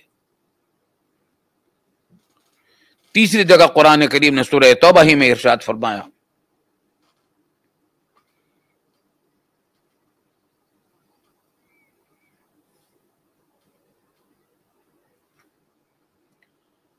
کہ جس کا حاصل یہ ہے کہ تم قتال کرو کفار سے، اگر وہ صلح بھی نہیں کرتے اور ہم سے امان بھی نہیں طلب کرتے تو تم قتال کر سکتے ہو. لیکن اگر وہ تمہیں ٹیکس دینے کے لیے تیار ہو جائیں، جزیہ دینے کے لیے تیار ہو جائیں، تو ان کو ان کے مذہب پر رہنے دو. اور جزیہ کا مطلب یدن وہم صاغرون، حتیٰ یؤتوا الجزیۃ عن یدن وہم صاغرون، وہ آپ کی طاقت کو، آپ کے اقتدار کو تسلیم کر کے جزیہ کا ٹیکس ادا کریں، آپ کے قوانین کو مان کر. تو آپ کے ملک میں جو لوگ غیر مسلم ہیں، یہ ان لوگوں کے بارے میں ہے. پہلی بات جو تھی مصالحت کی، وہ دوسرے ملکوں کے لوگوں کے بارے میں تھی. دوسری جو بات تھی امن کے ساتھ ان کو آنے کی اجازت دینے کی، یہ بھی دوسرے ملکوں کے لوگوں کی تھی. اب یہ اپنے ملکوں کی بات ہے. اپنے ملک کے لوگ، اپنے ہمارے شہری ہیں، پاکستان میں رہنے والے ہیں مثلا، ان کو اصطلاح شریعت میں ذمی کہا جاتا ہے۔ ذمی ان کو اس واسطے کہا جاتا ہے کہ ان کی ذمہ داری اہل اسلام پر ہے کہ ان کے جان و مال اور آبرو کی حفاظت کریں، اس واسطے ان کو ذمی کہا جاتا ہے، معمولی بات نہیں ہے۔ اور حدیث میں رسول اللہ صلی اللہ علیہ وسلم نے فرمایا کہ اگر کسی نے کسی ذمی کے حقوق کو تلف کیا اور نقصان کیا تو میں آخرت میں اس کی طرف سے لڑوں گا۔ تو ذمی کے حقوق ہیں، لیکن شرط یہ کہ وہ ہمارے قوانین کو مان لے، ہماری حکومت کو تسلیم کرے، ہماری اتھارٹی کو تسلیم کرے، وہ بھی پبلک لا میں، اور پرسنل لا میں وہ آزاد ہے، وہ اپنے مذہب کے مطابق فیصلے کریں، ہم اپنے مذہب کے مطابق کریں۔ تو دو قومی نظریہ کا مطلب یہ بھی نہیں ہے کہ اپنے ملک میں غیر مسلموں کو برداشت نہ کیا جائے، نہیں، بلکہ ان کے تمام جان و مال اور آبرو کی حفاظت ہماری ذمہ داری ہے، اور ان کو کھلی آزادی اپنے مذہب پر عمل کرنے کی دی جائے گی۔ ان کی عبادت گاہوں کو نقصان پہنچانا بھی ہمارے لیے ٹھیک نہیں ہوگا، اور ہمارے دستور نے ان تمام چیزوں کے الحمدللہ سن 73 کا جو دستور ہے ان سب چیزوں کی ضمانت دے رکھی ہے۔ تو یہ دو قومی نظریہ تھا جس پر پاکستان بنا، اور سن 48 میں جب ہجرت کر کے ہم پاکستان آئے ہیں تو الحمدللہ یہ قوم اس وقت کیفیت یہ تھی ہماری اس وطن کی، یہاں نہ کوئی حزب اختلاف تھا، نہ کوئی مخالف پارٹی تھی، دو ہی جماعتیں تھیں، ایک مسلم لیگ، ایک شیخ الاسلام علامہ شبیر احمد صاحب عثمانی رحمۃ اللہ علیہ کے قائم کردہ جمعیت علماء اسلام، اور کوئی تنظیم، نہ کوئی تنظیم تھی، نہ کوئی جماعت تھی، نہ کوئی تھا، امن و امان تھا، اتحاد تھا، اور سب لوگ پاکستان پر اپنی جانیں قربان کرنے کے لیے تیار تھے۔ اور اسی زمانے میں اسرائیل کا وجود ہوا، سن 48 یہ تھا جو ہم یہاں آئے تھے۔ یہاں جمعہ کی نمازوں میں اس کے خلاف قراردادیں پاس ہو رہی تھیں، تقریریں ہو رہی تھیں، جلوس نکل رہے تھے، اور اسی زمانے میں کشمیر کا جہاد چل رہا تھا، اور پوری قوم متحد تھی۔ قائد اعظم محمد علی جناح کی قیادت میں اور وزیر اعظم لیاقت علی خان مرحوم کی قیادت میں۔ یہاں ایک بات اور بھی میں عرض کر دوں، لیاقت علی صاحب کا نام آ گیا، مرحوم خان صاحبزادہ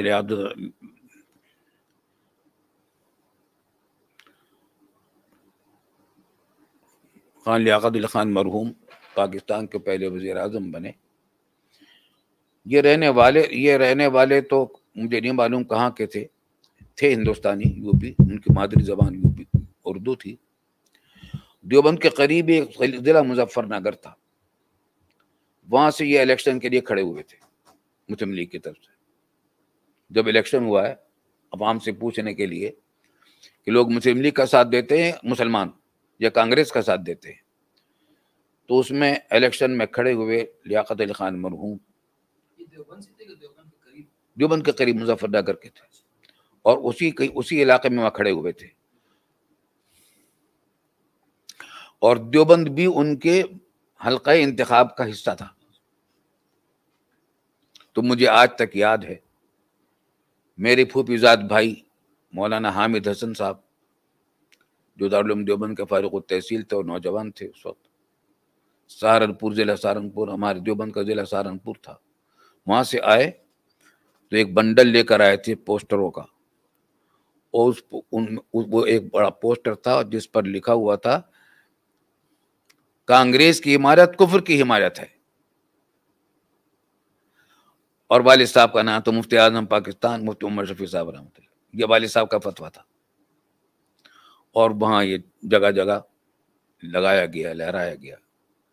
لیاقت علی خان مرحوم جب وزیر اعظم بن گئے، اچھا پھر وہ جیتے وہاں سے، جب وزیر اعظم بن گئے تو وہ اس بات کا احساس کرتے تھے کہ یہ حضرات کی نے کتنے ساتھ دیا تھا پاکستان کا وہاں۔ الحمدللہ ہمارے ان بزرگوں کا تحریک پاکستان اور قیام پاکستان میں بہت بڑا حصہ ہے۔ اللہ تعالیٰ ان حضرات کی برکتوں سے ہمیں سب کو مالا مال فرمائے۔ اور آج پھر پاکستان میں الحمدللہ 14 اگست آ رہی ہے، اور یہ وہ دن ہے، دیکھیے اللہ تعالیٰ کی طرف سے کیسے فیصلے ہوتے ہیں کہ 27ویں شب تھی رمضان کی، اور رمضان کا آخری جمعہ تھا جب پاکستان بجا۔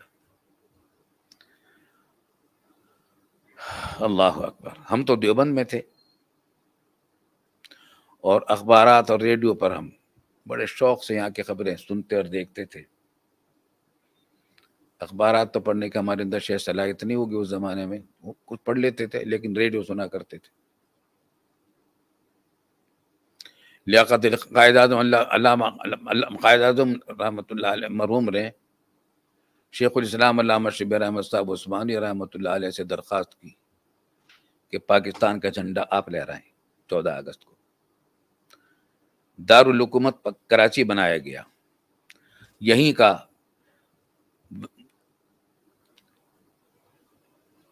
گورنر جنرل ہاؤس تھا اس وقت، جو آج یہاں گورنر ہاؤس کہلاتا ہے۔ قائد اعظم اس میں رہائش پذیر تھے، اور قومی اسمبلی جو آج یہاں سندھ اسمبلی ہے، اس وقت یہ قومی اسمبلی تھی، تو اس پر جھنڈا قائد اعظم مرحوم کے کہنے پر شیخ الاسلام علامہ شبیر احمد صاحب عثمانی نے لہرایا، اور ڈھاکہ میں جھنڈا حضرت مولانا ظفر احمد صاحب تھانوی عثمانی رحمۃ اللہ علیہ نے لہرایا، جو بڑے جلیل القدر محدث تھے، جن کی مشہور کتاب اعلاء السنن ہے، جو آج کل تمام عربی ممالک میں بہت قدر کی نگاہ سے پڑھی جاتی ہے، تمام مشہور علماء اس کو، مولانا ظفر احمد صاحب تھانوی عثمانی رحمۃ اللہ علیہ۔ تو یہ شیخ الاسلام علامہ، یہ حضرت تھانوی رحمۃ اللہ علیہ کے رشتہ داری بھی تھی ان سے، اور حکیم الامت حضرت مولانا شاہ ولی صاحب تھانوی رحمۃ اللہ علیہ پوری طرح تحریک پاکستان کی سرپرستی فرما رہے تھے علمی اعتبار سے، اور اپنے تلامذہ کو بتا رہے تھے۔ تو پاکستان کا جھنڈا سب سے پہلے شیخ الاسلام علامہ شبیر احمد صاحب عثمانی نے کراچی میں، اور مولانا ظفر احمد صاحب تھانوی عثمانی رحمۃ اللہ علیہ نے ڈھاکہ میں لہرایا تھا۔ الحمدللہ یہ ہمارے بزرگوں کی برکات ہیں، اللہ تعالیٰ اس جھنڈے کی حفاظت فرمائے۔ دنیا اس ہمارے وطن سے 2 وجہ سے دشمن ہے ہماری،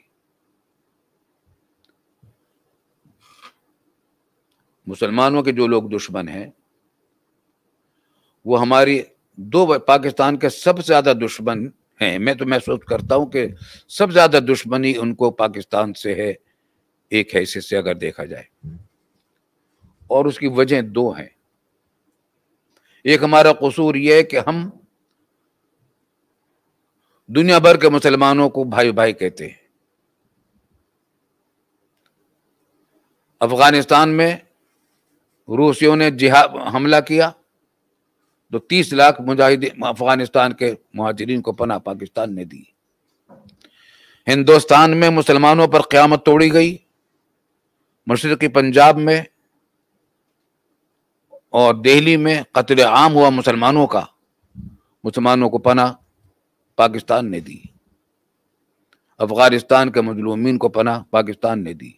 برما میں اب سے تقریباً 40 سال ہونے کو آ رہے ہیں، وہاں کمیونسٹ فوجی حکومت آئی اور مسلمانوں کو قتل کرنا شروع کیا۔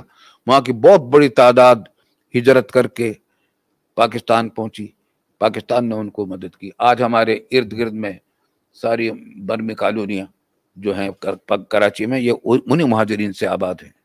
یہ بھی میرے سامنے جو بیٹھے ہوئے اس وقت، یہ بھی برما کے نسل کے رہنے والے لوگ ہیں۔ دارالعلوم میں آج بہت سارے لوگ برما کے ملازمین ہیں، برما کے اساتذہ ہیں، یا ان کے اولاد وسعت آئے تھے، یا ان کے اولادیں ہیں۔ تو یہ برما کے لوگوں کو پناہ پاکستان نے دی۔ تو غرض یہ کہ جہاں جہاں کہیں مسلمانوں پر کبھی کوئی آفت ٹوٹی ہے، پناہ پاکستان نے دی، کیونکہ پاکستان اپنا مقصد وجود اس کا یہ ہے کہ عالم اسلام کے تمام مسلمانوں پر اگر کوئی قیامت ٹوٹتی، کوئی نقصان ہوتا ہے، تو ہم اس کو ان کے اندر پوری مدد کریں۔ آج فلسطین کا جو قصہ چل رہا ہے، وہاں مسلمانوں پر جو ظلم و ستم ہو رہا ہے، ہماری سرحدیں بہت دور ہیں، ہم ان سے کوئی مادی امداد عوام تو نہیں پہنچا سکتے، لیکن پاکستان ہمارے نظریے کا تقاضا یہ ہے کہ تمام ممالک اسلامیہ مل کر دباؤ ڈالے اور اس ظلم و ستم سے وہاں کے مسلمانوں کی آزادی کی کوشش کریں، OIC اس معاملے میں فعال بنے۔ اللہ تعالیٰ ان کو توفیق دے، مگر مشکل یہ ہے کہ ہمارے حکمرانوں میں نہ اس کا یا تو احساس نہیں، اور اگر احساس ہے تو وہ سمجھتے ہیں کہ ہماری گردنیں دشمنوں کے قبضے میں ہیں، جس دن ہم کچھ کوشش کریں گے تو اسی طرح مار دیے جائیں گے جس طرح شاہ فیصل کو انہی کے خاندان نے ایک آدمی نے گولی مار کر ختم کر دیا تھا۔ اس وجہ سے ہمارے حکمران سے ڈرتے ہیں۔ یہ بات بھی سن لیجیے، آئیے، بہت بڑے کام کی بات ہے۔ جب میں پاکستان آیا، طالب علم کا زمانہ تھا بچپن کا، تو جب کبھی کوئی اپنے دوستوں کو خط لکھتا تھا، دیوبند اپنے دوستوں کو بھیجتا تھا خط، سن 48-49 کی بات کہہ رہا ہوں، تو اپنے نام کے ساتھ محمد رفیع دیوبندی لکھتا تھا، اور یہ سلسلہ چلتا رہا یہاں تک کہ جوانی کا زمانہ آ گیا، طالب علم کا زمانہ گزرا، ہمارے دارالعلوم سے فارغ التحصیل ہو گئے، سند بھی عالم ہونے کی مل گئی، حتیٰ کہ لڑکپن میں شوق ہوتا ہے، اپنے لیٹر ہیڈ بھی چھاپ رکھا تھا، دوستوں کو خط لکھا کرتے تھے، محمد رفیع دیوبندی اسی نام سے چھپا ہوا تھا۔ والد صاحب رحمۃ اللہ علیہ نے مجھے منع نہیں کیا، اور مجھے حق تھا کہ میں اپنے آپ کو دیوبندی کہوں، کیونکہ میں رہنے والا دیوبند کا تھا، میرا آبا و اجداد دیوبند کے تھے، میں نے تعلیم دیوبند میں حاصل کی تھی، بچپن میرا وہیں گزرا تھا۔ لیکن جب مجھے والد صاحب رحمۃ اللہ علیہ نے دارالعلوم کا استاذ مقرر کیا، باقاعدہ مجھے تقرر کیا کہ تم کتابیں پڑھاؤ گے، اب تو مجھ سے فرما وہ یاد رکھنے کی بات ہے، یہ اس پیغام کو پہنچانے کی ضرورت ہے۔ فرمایا کہ تم اپنے نام کے ساتھ دیوبندی مت لکھا کرو، اس میں تہذب کی بدبو آتی ہے، تہذب کی بو آتی ہے، تہذب کہتے ہیں فرقواریت کو، فرقواریت کی بدبو آتی ہے، اپنے نام کے ساتھ دیوبندی مت لکھا کرو، کیونکہ دیوبندی کوئی الگ فرقہ نہیں ہے، کوئی الگ مسلک نہیں ہے، وہی تمام اہل سنت والجماعت کا جو مسلک ہے وہی دیوبند کا مسلک ہے، تو تم اپنے نام کے ساتھ دیوبندی مت لکھا کرو۔ اس واسطے ہم نے دیوبندی لکھنا تو چھوڑ دیا، اب عادت پڑی ہوئی تھی کہ نام کے ساتھ کچھ نہ کچھ تو لکھیں، تو والد صاحب رحمۃ اللہ علیہ کا ایک رسالہ ہے میرے والد ماجد کے نام سے، اس میں والد صاحب نے اپنا نسب نامے کے بارے میں لکھا ہے، اور لکھا ہے کہ میں نے اپنے تمام بزرگوں سے تسلسل کے ساتھ سنا ہے کہ ہم حضرت عثمان غنی رضی اللہ تعالیٰ عنہ کے اولاد میں ہیں، اس واسطے حضرت عثمان غنی رضی اللہ تعالیٰ عنہ کے اولاد میں ہونے کی وجہ سے ہم اپنے نام کے ساتھ عثمانی لکھتے ہیں۔ علامہ شبیر احمد صاحب عثمانی بھی اپنے نام کے ساتھ عثمانی لکھتے تھے، حضرت مولانا ظفر احمد صاحب تھان بھی عثمانی بھی اپنے نام کے ساتھ خود تو نہیں لکھتے تھے لیکن دوسرے لکھا کرتے تھے، تو عثمانی اس وجہ سے ہیں۔ جہاں تک میرا مطالعہ ہے، میں جب یہاں آیا ہوں تو قائد اعظم حیات تھے سن 48 میں، اور یہ بھی آپ کو بتا دوں کہ وہاں وہ زیارت میں رہتے تھے بیماری کی وجہ سے، اور ہمارا قیام کراچی میں عبداللہ ہارون روڈ پر تھا، جس کا نام اس زمانے میں وکٹوریا روڈ تھا، اور یہ کراچی کا پوش ترین علاقہ تھا، بہترین علاقہ تھا، اور یہاں زیادہ تر آبادی پارسیوں کی اور یورپین لوگوں کی تھی، اور اسی پر آگے جانے کے بعد لیاقت علی خان مرحوم کی کوٹھی تھی، اور اسی بالکل برابر میں پیچھے اس کے تقریباً گورنر جنرل ہاؤس تھا، جس میں قائد اعظم محمد علی جناح رہتے تھے، جو آج کل گورنر ہاؤس ہے۔ تو قائد اعظم کی گاڑی بھی ہمارے، اچھا ہم تیسری منزل پر رہتے تھے، تو جتنی گاڑیاں گزرتی تھیں سرکاری افسران کی، وزراء کی، اور غیر ملکی وزراء اور حکمرانوں کی، وہ سب ہمارے گھر کے نیچے سے سڑک سے وکٹوریا روڈ سے گزرتی تھی، جو آج کل عبداللہ ہارون روڈ ہے۔ تو ہم بار لیاقت علی خان مرحوم کو گزرتے دیکھتے تھے۔ قائد اعظم محمد علی جناح مرحوم تو وہاں تھے زیارت میں، تو ایک دن یہ ہوا کہ کراچی میں جہازوں کے ذریعے سے ہینڈ بل پھینکے گئے، اڑائے گئے، اور ہم بچے تھے، ہم لڑکپن تھا، دیکھا تو اس میں یہ تھا کہ قائد اعظم کراچی آ رہے ہیں، ان کا استقبال کیا جائے۔ حکومت پاکستان کی طرف سے چیف کمشنر وغیرہ کی طرف سے، ان کی طرف سے وہ اشتہار تھا۔ چنانچہ ہم ان کے استقبال کے لیے یہاں سے گئے تھے میری وے ٹاور، وہاں سے راستہ جاتا تھا یہ وہاں کا جو ایئرپورٹ ہے ماری پور کی طرف، تو وہاں تک ہم جا رہے تھے، چلے تو اتنے میں قائد اعظم کی گاڑی آ گئی اور وہ تیزی سے گزر گئی، تو ہم قائد اعظم کو دیکھ نہیں سکے، میں نے کبھی قائد اعظم کو دیکھا نہیں، چلے گئے، غالباً اسی رات کوئی قصہ پیش آیا، 1-2 رات کے بعد کہ انتقال ہو گیا ان کا، یہ آخری آمد تھی وہاں سے۔ پھر ان کے انتقال پر یہ ہوا کہ ہم جیکب لائن کی جامع مسجد میں قرآن کریم حفظ کیا کرتے تھے، تو علامہ شیخ الاسلام مولانا احتسام الحق صاحب تھانوی رحمۃ اللہ علیہ، مشہور خطیب تھے پاکستان کے، انہوں نے اپنے مکتب کے سب بچوں کو اور اساتذہ کو لے کر، ہم سب کو لے کر گئے وہ گورنر جنرل ہاؤس، اور ہم نے جا کر وہاں قرآن کریم کی تلاوت کی، اور محترمہ فاطمہ جناح نے بھی ہم سے خطاب کیا اوپر سے، اور اس دن ہم نے گورنر جنرل ہاؤس میں پورا اندر سے دیکھا قائد اعظم کہاں سوتے تھے، کہاں بیٹھتے تھے، کس طرح کرتے تھے، اور نماز جنازہ شیخ الاسلام علامہ شبیر احمد صاحب عثمانی نے پڑھائی ہے الحمدللہ، اور محترمہ فاطمہ جناح کی نماز جنازہ بھی والد صاحب رحمۃ اللہ علیہ نے پڑھائی ہے کراچی میں۔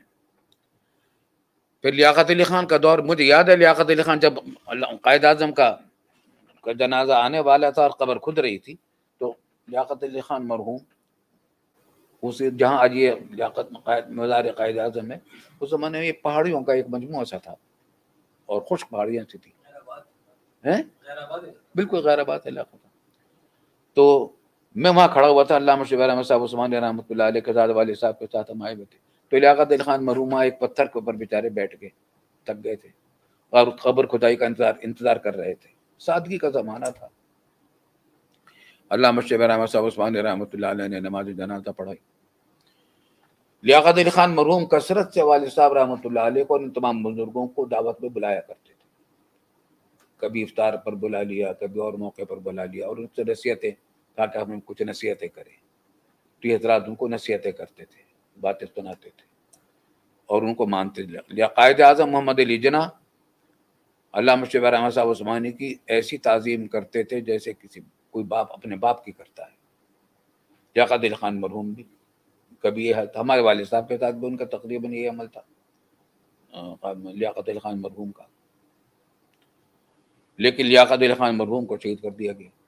انہوں نے اسلامی نظریاتی بورڈ آف تعلیمات اسلام بنایا تھا، جس کے اندر والد صاحب رحمۃ اللہ علیہ بھی تھے، علامہ سید سلیمان صاحب ندوی اور ڈاکٹر حمید اللہ صاحب جو بعد میں ہم چلے گئے، یہ سب ان کو جمع کیا تھا۔ بہترین شخصیات کو ہندوستان پاکستان کی جو تھیں ان کو جمع کرنے کی کوشش کی تھی اس بورڈ آف تعلیمات اسلام میں، تاکہ یہ اسلامی دستور کا ابتدائی اصول مرتب کر کے پیش کریں۔ چنانچہ ان حضرات نے تیار کیا، لیکن صورتحال یہ تھی کہ ایک لابی تھی لیاقت علی خان مرحوم کے زمانے ہی میں، جو مسلسل دو مقاصد کے لیے کام کر رہی تھی۔ ایک یہ کہ وہی انگریزی بیوروکریسی کے افراد تھے یہ لوگ جو یہاں آ کر وزیر بن گئے تھے، ان میں ان کا سرگروہ جو تھا غلام محمد وزیر خزانہ تھا۔ یہ لابی کام کر رہی تھی اسلامی دستور کے خلاف، لیاقت علی خان مرحوم کے راہ میں مسلسل رکاوٹیں بن رہی تھی۔ چنانچہ بنیادی اصولوں کی کمیٹی نے جب اپنی رپورٹ پیش کی دستور کے لیے، اس میں وہ باتیں ہی نہیں آئی جو اسلامی بورڈ آف تعلیمات اسلام نے پیش کی تھی۔ نتیجہ یہ ہوا کہ ہمارے بزرگوں نے اعلان کر دیا کہ ہم نے جو کچھ کہا تھا اس کے خلاف بھی آیا ہے، بلکہ اسمبلی کے جو سیکرٹری ہوتے تھے اس زمانے میں، اب مجھے نام یاد نہیں آ رہا، کسی زمانے میں ہندوستان میں انہوں نے بچپن میں والد صاحب سے فارسی زبان پڑھی، اردو زبان پڑھی تھی یا فارسی، امتحان دینے کے لیے۔ کسولی شملہ کے قریب ایک پہاڑی ہل اسٹیشن تھا، وہاں والد صاحب گرمی گزارنے کے لیے گئے ہوئے تھے، تو وہاں انہوں نے پڑھی تھی۔ وہ یونیورسٹی اسمبلی کے سیکرٹری تھے، تو انہوں نے والد صاحب سے کہا کہ حضرت آپ تو سرکار کے آدمی ہیں، آپ نے حکومت کے خلاف بیان دے دیا۔ تو والد صاحب نے کہا کہ میں نے بیان دے دیا ہے، اس کی وجہ ہے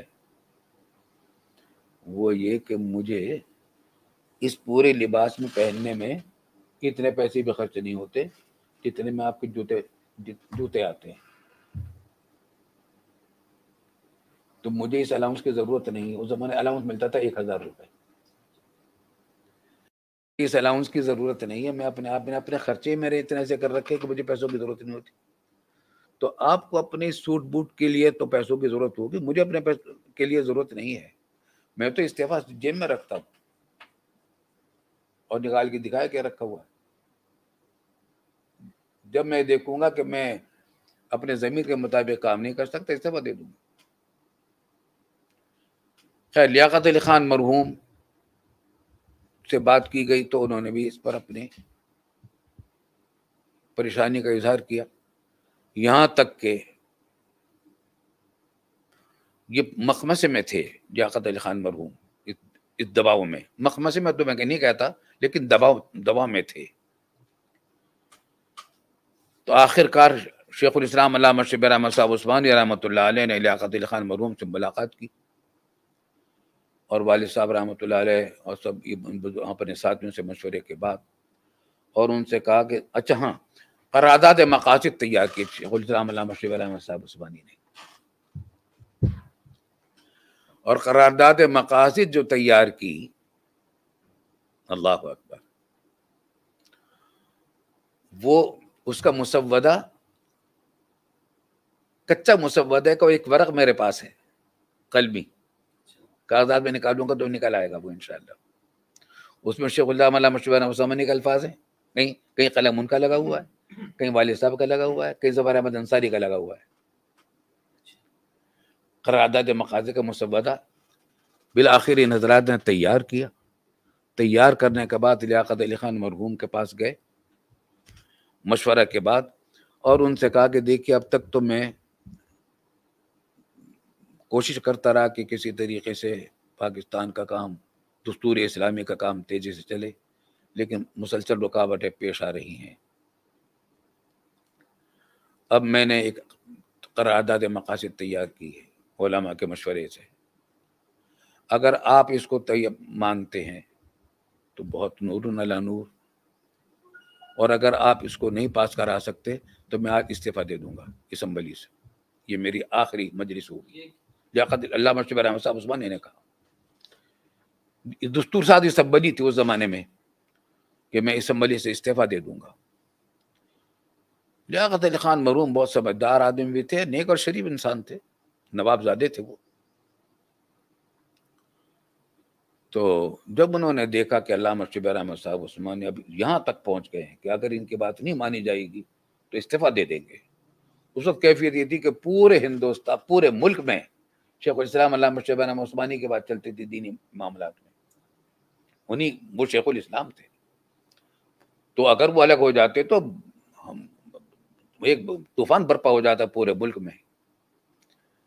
تو لیاقت علی خان مرحوم نے کہا کہ حضرات آپ پریشان نہ ہوں، یہ کام میں کروں گا، آپ مجھے دیجئے، کل کو اسمبلی کا اجلاس ہونے والا ہے، اس قرارداد مقاصد کو میں پیش کروں گا۔ چنانچہ اگلے دن جو اجلاس ہوا ہے اسمبلی کا، دارالحکومت تو یہی تھا، قومی دستور ساز اسمبلی یہی تھی، تو اس دن ہم لوگ سب گئے تھے قومی دستور ساز اسمبلی میں، یہ منظر دیکھنے کے لیے کہ وہ کس طرح لیاقت علی خان مرحوم پیش کر رہے ہیں یہ قرارداد مقاصد۔ والد صاحب رحمۃ اللہ علیہ بھی، ہم سب جتنے ہم یہاں کراچی کے دیندار طبقے کے لوگ تھے، علماء تھے، جیسے بلی میں پہنچے ہوئے تھے، ہم اوپر سے دیکھ رہے تھے لابی سے نیچے لیاقت علی خان مرحوم، اور پھر انہوں نے لیاقت علی خان مرحوم نے ایسی ایمان افروز تقریر کی ہے زبردست، اور پھر پورے قرارداد مقاصد پیش کی، اور اسمبلی نے اس کو متفقہ طور پر منظور کیا. لیاقت علی خان نے تیار کر لیا تھا لوگوں، اور پھر اس پر علامہ شبیر احمد صاحب عثمانی نے تقریر کی. یہ دونوں تقریریں آج تک مجھے اس کا منظر یاد ہے. پھر یہ ہوا ہے کہ پتہ نہیں کتنے دن تک، ہفتوں تک، دن میں ایک آدھ مرتبہ ضرور یہ دونوں تقریریں شروع ہوتی تھی، اور جہاں تقریر ہو رہی تو ہوتی پوری ٹھٹ کٹٹ لوگ ریڈیو پر سننے کے لیے کھڑے ہو جاتے. عجیب جشن کا منظر تھا کہ پاکستان جس مقصد کے لیے بنا تھا، قرارداد مقاصد نے اس کو متعین کر دیا، دستور کی ایک لائن متعین کر دی اللہ کے فضل و کرم سے. یہ بھی اللہ تعالیٰ کا بڑا فضل و کرم تھا. تو اس طریقے سے یہ کام بھی ہو گیا. لیاقت علی خان مرحوم کو اس لابی کا مقابلہ کرنا پڑا، لیکن یہاں تک وہ آگے بڑھ نہیں سکے، یہاں تک کہ لیاقت علی خان مرحوم کو راولپنڈی میں شہید کر دیا گیا. اور اب جو صورت بنی وہ جو ہوئی کہ قائد اعظم محمد علی جناح کی جگہ پر تو آئے تھے چودھری خواجہ ناظم الدین گورنر جنرل ہو کر. یہ ایک شریف انسان تھا، بے ضرر انسان تھا، شریف انسان تھا. نواب تھے اپنے وقت کے، بہت شریف انسان تھا. نماز روزے کا پابند. اپنے یہاں ایوان گورنر جنرل ہاؤس کے علاقے میں اس نے ایک مسجد بنوائی، اور تراویح کے لیے حافظ قرآن کو بلوایا. علامہ شبیر احمد صاحب عثمانی سے وہاں تراویح ان کے پیچھے پڑھتے تھے. بہت وہ بھی والد صاحب رحمۃ اللہ علیہ اور ان بزرگوں کی بڑی عزت کرتے تھے، آتے رہتے تھے. جامع مسجد جا کے میں جمعہ کی نماز پڑھتے تھے، ہم دیکھا کرتے تھے. اور وہ ان کے پاؤں میں جو چپل ہوتا تھا اس میں ٹکی لگی ہوئی ہوتی تھی، جوڑ لگے ہوئے ہوتے تھے. اتنے سادہ آدمی تھے. جمعہ کی نماز میں ہم دیکھتے تھے آ کر. شریف انسان تھے. وہ گورنر جنرل تھے، اور لیاقت علی خان مرحوم وزیر اعظم تھے. جب لیاقت علی خان مرحوم کو شہید کر دیا گیا تو ان کی جگہ پر چودھری خواجہ ناظم الدین صاحب کو وزیر اعظم مقرر کر دیا گیا، اور گورنر جنرل بنا دیا گیا غلام محمد کو. اس نے خباثت کی. سب سے پہلے جو اس ملک کو کا رخ موڑنے کی کوشش کی اور اتحاد کو پارا کیا، اور جو اسلام کا نظریہ تھا پاکستان کا اس کے خلاف لے جانے کی کوشش کی اور شروع کی، یہ وہ شخص ہے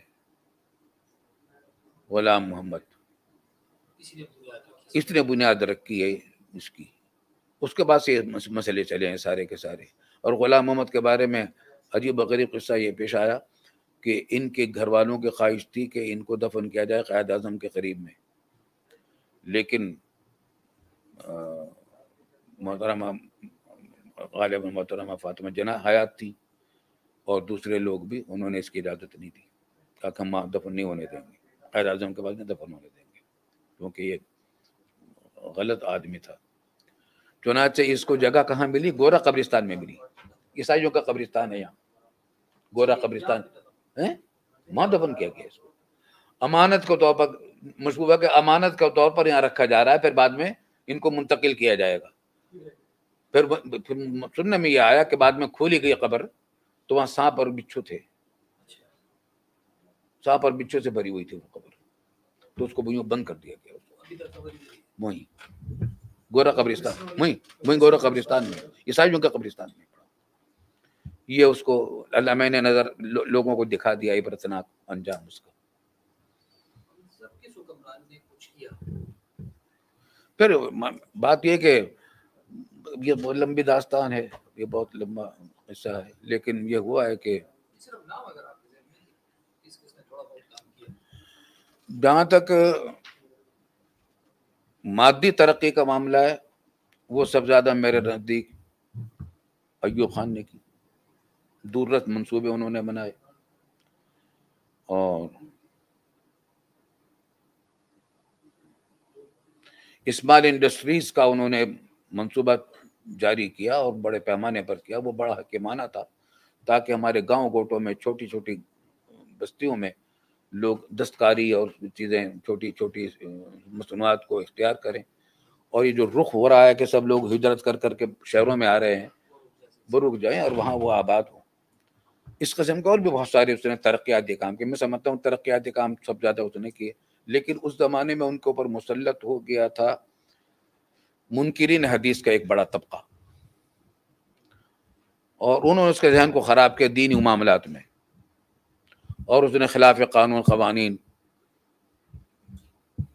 آئلی قوانین نافذ کیے۔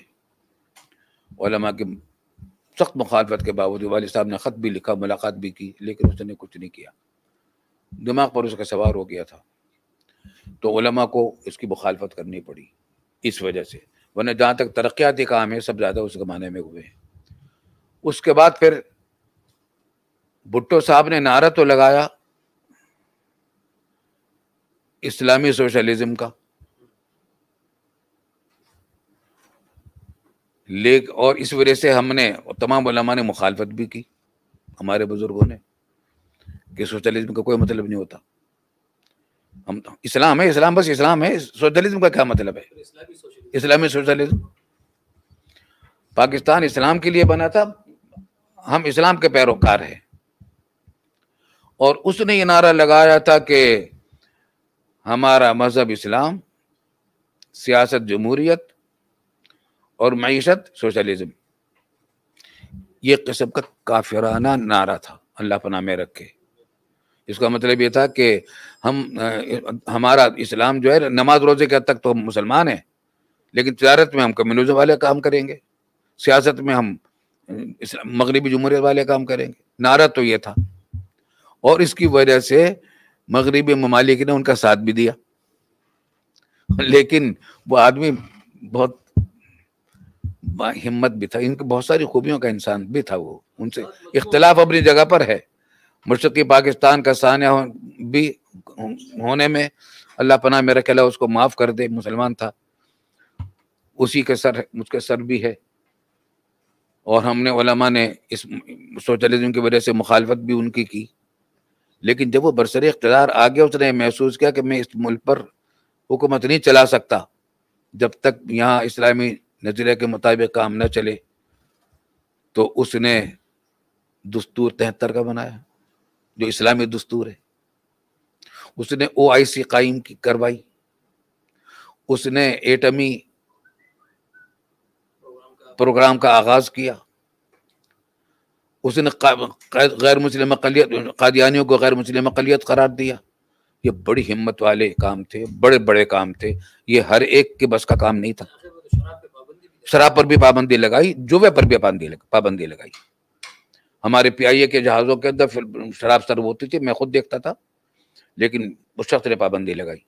یہ بڑے بڑے کارنامے بھی انجام دیے۔ مشرقی پاکستان کا سانحہ بھی اس کے حصے میں آیا، جس طرح کے اور بہت سارے لوگوں کے حصے میں آیا، لیکن یہ کام بھی کر گیا۔ کیا بھائی، اللہ تعالیٰ اس کی یہ خوبیاں بخش دے، ان خوبیوں کی وجہ سے کام تو بڑے بڑے کر گئے۔ وہ آدمی باہمت تھا۔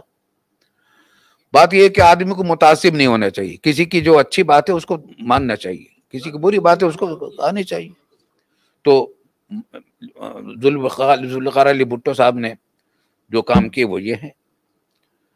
اور پھر پھر ضیاء الحق صاحب کا زمانہ آیا، اگرچہ اصولی طور پر بالکل غلط کام تھا کہ انہوں نے ماشاء اللہ نافذ کیا اور دستور کو معطل کیا، بالکل نامناسب کام تھا، اور وہ لیکن ہمارے سیاسی لوگوں نے صورتحال ایسی بنا دی تھی کہ اس کے بغیر چارہ کار نہیں تھا۔ تو ضیاء الحق صاحب آ گئے وہاں، اور اس شخص نے آ کر اسلام کے میدان میں بہت اچھے کام کیے، بڑے اچھے کام کیے، اور طرح ڈالی۔ اس کی تفصیلات ہیں بہت کچھ، ہماری ان کے ساتھ میٹنگیں بہت رہی ہیں، بہت انہیں الحمدللہ یہاں بھی دارالعلوم بھی کئی مرتبہ آئے، ملاقاتیں تو بار بار ہوئی ہے، میٹنگ میں صبح سے شام تک، بعض اوقات صبح سے لے کر رات تک ہماری میٹنگیں ان کے ساتھ ہوتی رہی ہیں۔ ہم نے اس شخص کو مخلص مسلمان پایا ہے، مرد مومن پایا ہے۔ تواضع اور انکساری کے معاملے میں اس پر مجھے ہمیشہ رشک آیا کہ کاش میرے اندر بھی انکساری ایسے ہی پیدا ہو جائے، اور توکل اللہ کے اوپر بھروسہ، مجھے ہمیشہ اس پر رشک آیا۔ تو یہ ان کی خوبیاں تھیں، اور میں ان کو یہ نہیں سمجھتا کہ وہ آدمی دنیا دار تھے. جب اس دنیا سے رخصت ہوئے تو کوئی الزام ان کے پر یہ نہیں تھا کہ انہوں نے اتنا کرپشن کا کوئی ادنا الزام. اب دیکھیں نا اس کے بعد مخالف پارٹی حکومت پر آئی, پیپل پارٹی کی, اگر ان کو کوئی ذرا سا بھی کوئی ملتا تو وہ اچھالتے. کوئی ایک بھی چیز اس کی کرپشن کی نہیں لا سکا کوئی بھی, بڑے سے بڑے مخالف بھی. یہ اس کی خوبیوں کی بات تھی. تو ہر انسان کی خوبیاں بھی ہوتی ہے, کمزوریاں بھی ہوتی ہے. الحمدللہ یہ سب بات ہوئی. بس نکلنے کا رات ہو, خدا کا خوف ہے. اپنی موت کو آدمی سامنے رکھے کہ زندگی ہمیں ہمیشہ رہنا نہیں ہے یہاں. جو بھی آیا دنیا میں جانے کے لیے آیا, رہنے کے لیے نہیں آیا. جب تک موت کو بھولے رہیں گے تو کرپشن بھی کرتے رہیں گے. موت یاد رہے گی تو کرپشن سے بھی بچیں گے. ہاں بالکل. 14 اگست کے یوم آزادی کو بڑے خشوع اور اللہ تعالیٰ کی دعاؤں سے شروع کرنا چاہیے, اور ملک کے لیے حفاظت کی دعائیں بھی کی جائیں, اور ملک میں اسلام کے نفاذ کی دعائیں بھی کی جائیں, اس کی بقا کی حفاظتیں بھی کی جائیں. اللہ تعالیٰ ہمارے وطن عزیز پاکستان کی جغرافیائی سرحدوں کی بھی حفاظت فرمائے, نظریاتی سرحدوں کی بھی حفاظت فرمائے, یہاں حق کا بول بالا فرمائے, اور پاکستان کو صحیح معنی میں اسلامی جمہوریہ پاکستان بنا دے, اسلامی ریاست بنا دے. اللہ تعالیٰ عافیت کے ساتھ ہمیں اسلامی صحیح معنی میں اسلامی فلاحی مثالی ریاست بنا دے اللہ تعالیٰ پاکستان کو. اس کی دعا کرنی چاہیے. اور 14 اگست کا زمانہ آ رہا ہے, اس میں اپنی خوشی کا اظہار کے لیے پاکستان کے جھنڈے کو سر بلند رکھنے کی کوشش کرنی چاہیے, کیونکہ یہ نظریہ اسلام کا جھنڈا ہے, یہ اسلامی قومیت کا جھنڈا ہے. اس بات کا جھنڈا ہے کہ تمام دنیا کے مسلمان ایک قوم ہیں, ایک ملت ہیں. اور اصل میں یہ ساری مصیبتیں ہمارے اوپر جو آئی ہیں ہماری بدعمالیوں کی وجہ سے. ساری بات یہ ہے, سب ہم حکمرانوں کو برا کہہ کر فارغ ہو جاتے ہیں. یہ بات بھی ہماری غلط ہے. ہم خود اپنے اعمال میں کس حد تک اسلام پر عمل کر رہے ہیں, اس کو بھی جائزہ لینے کی ضرورت ہے. ہمارے صحافی کس حد تک صحافت میں اپنے اس ذمہ داری کو پوری کر رہے ہیں کہ وہ اسلامی جمہوریہ پاکستان کے صحافی ہیں, جس کا نظریہ یہ ہے کہ پوری دنیا کے مسلمان ایک ہیں, اور جس کا نظریہ یہ ہے کہ ہم اللہ کے بندے ہیں, اس کے رسول صلی اللہ علیہ وسلم کے امتی ہیں, اور ہماری زندگی کے تمام شعبوں پر اسلام کی حکمرانی ہے, ہونی چاہیے. لیکن ہم نے حکمرانی کو پر عمل نہیں کر رکھا. اس وجہ سے ہمارے ہاں یہ کمزوریاں ہیں. جس دن ہم اپنے اعمال کو ٹھیک کر لیں گے, جھوٹ بولنا چھوڑ دیں گے, بدعہدی چھوڑ دیں گے, کام چوری چھوڑ دیں گے, حرام خوری چھوڑ دیں گے, تو انشاءاللہ ہماری طاقت بھی بڑھے گی, اور ہمارے حکمرانوں میں بھی طاقت آئے گی. حرام کھانے والوں کے اندر کہاں سے طاقت آئے گی, کہاں سے حوصلہ آئے گا. اللہ تعالی ہمیں سب کو اپنے اعمال کی اصلاح کی توفیق عطا فرمائے, اور گناہوں سے توبہ کی توفیق عطا فرمائے. وآخر دعوانا الحمدللہ.